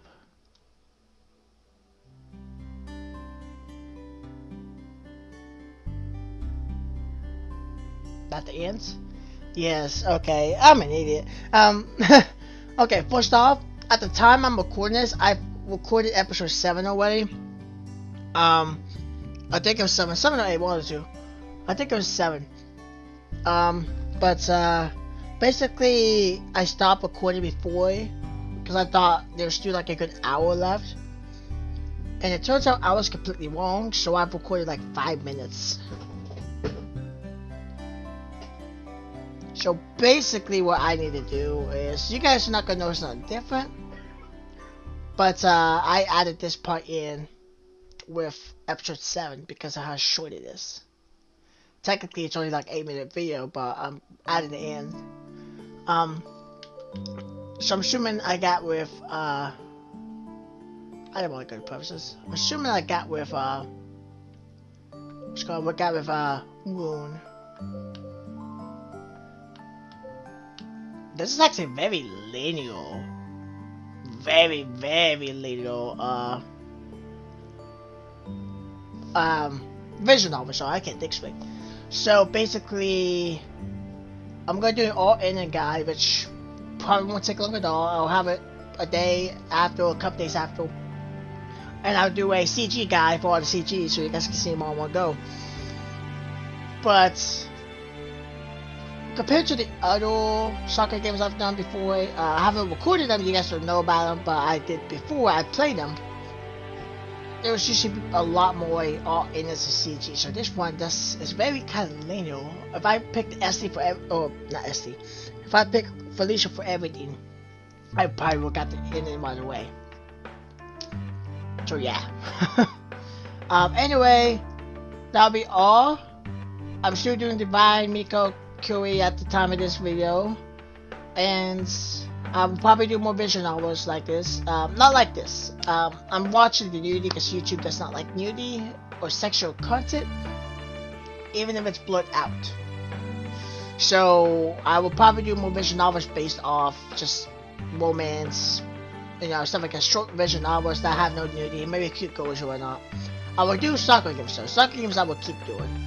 When they release the next one and the next one, I'll keep doing that.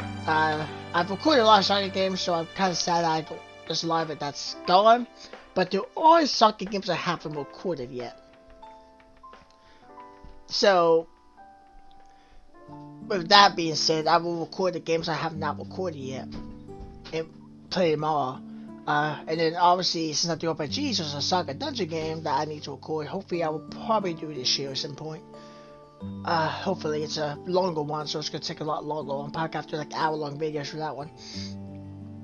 But anyway, with that being said, I will see you guys and girls in the next video. Bye bye.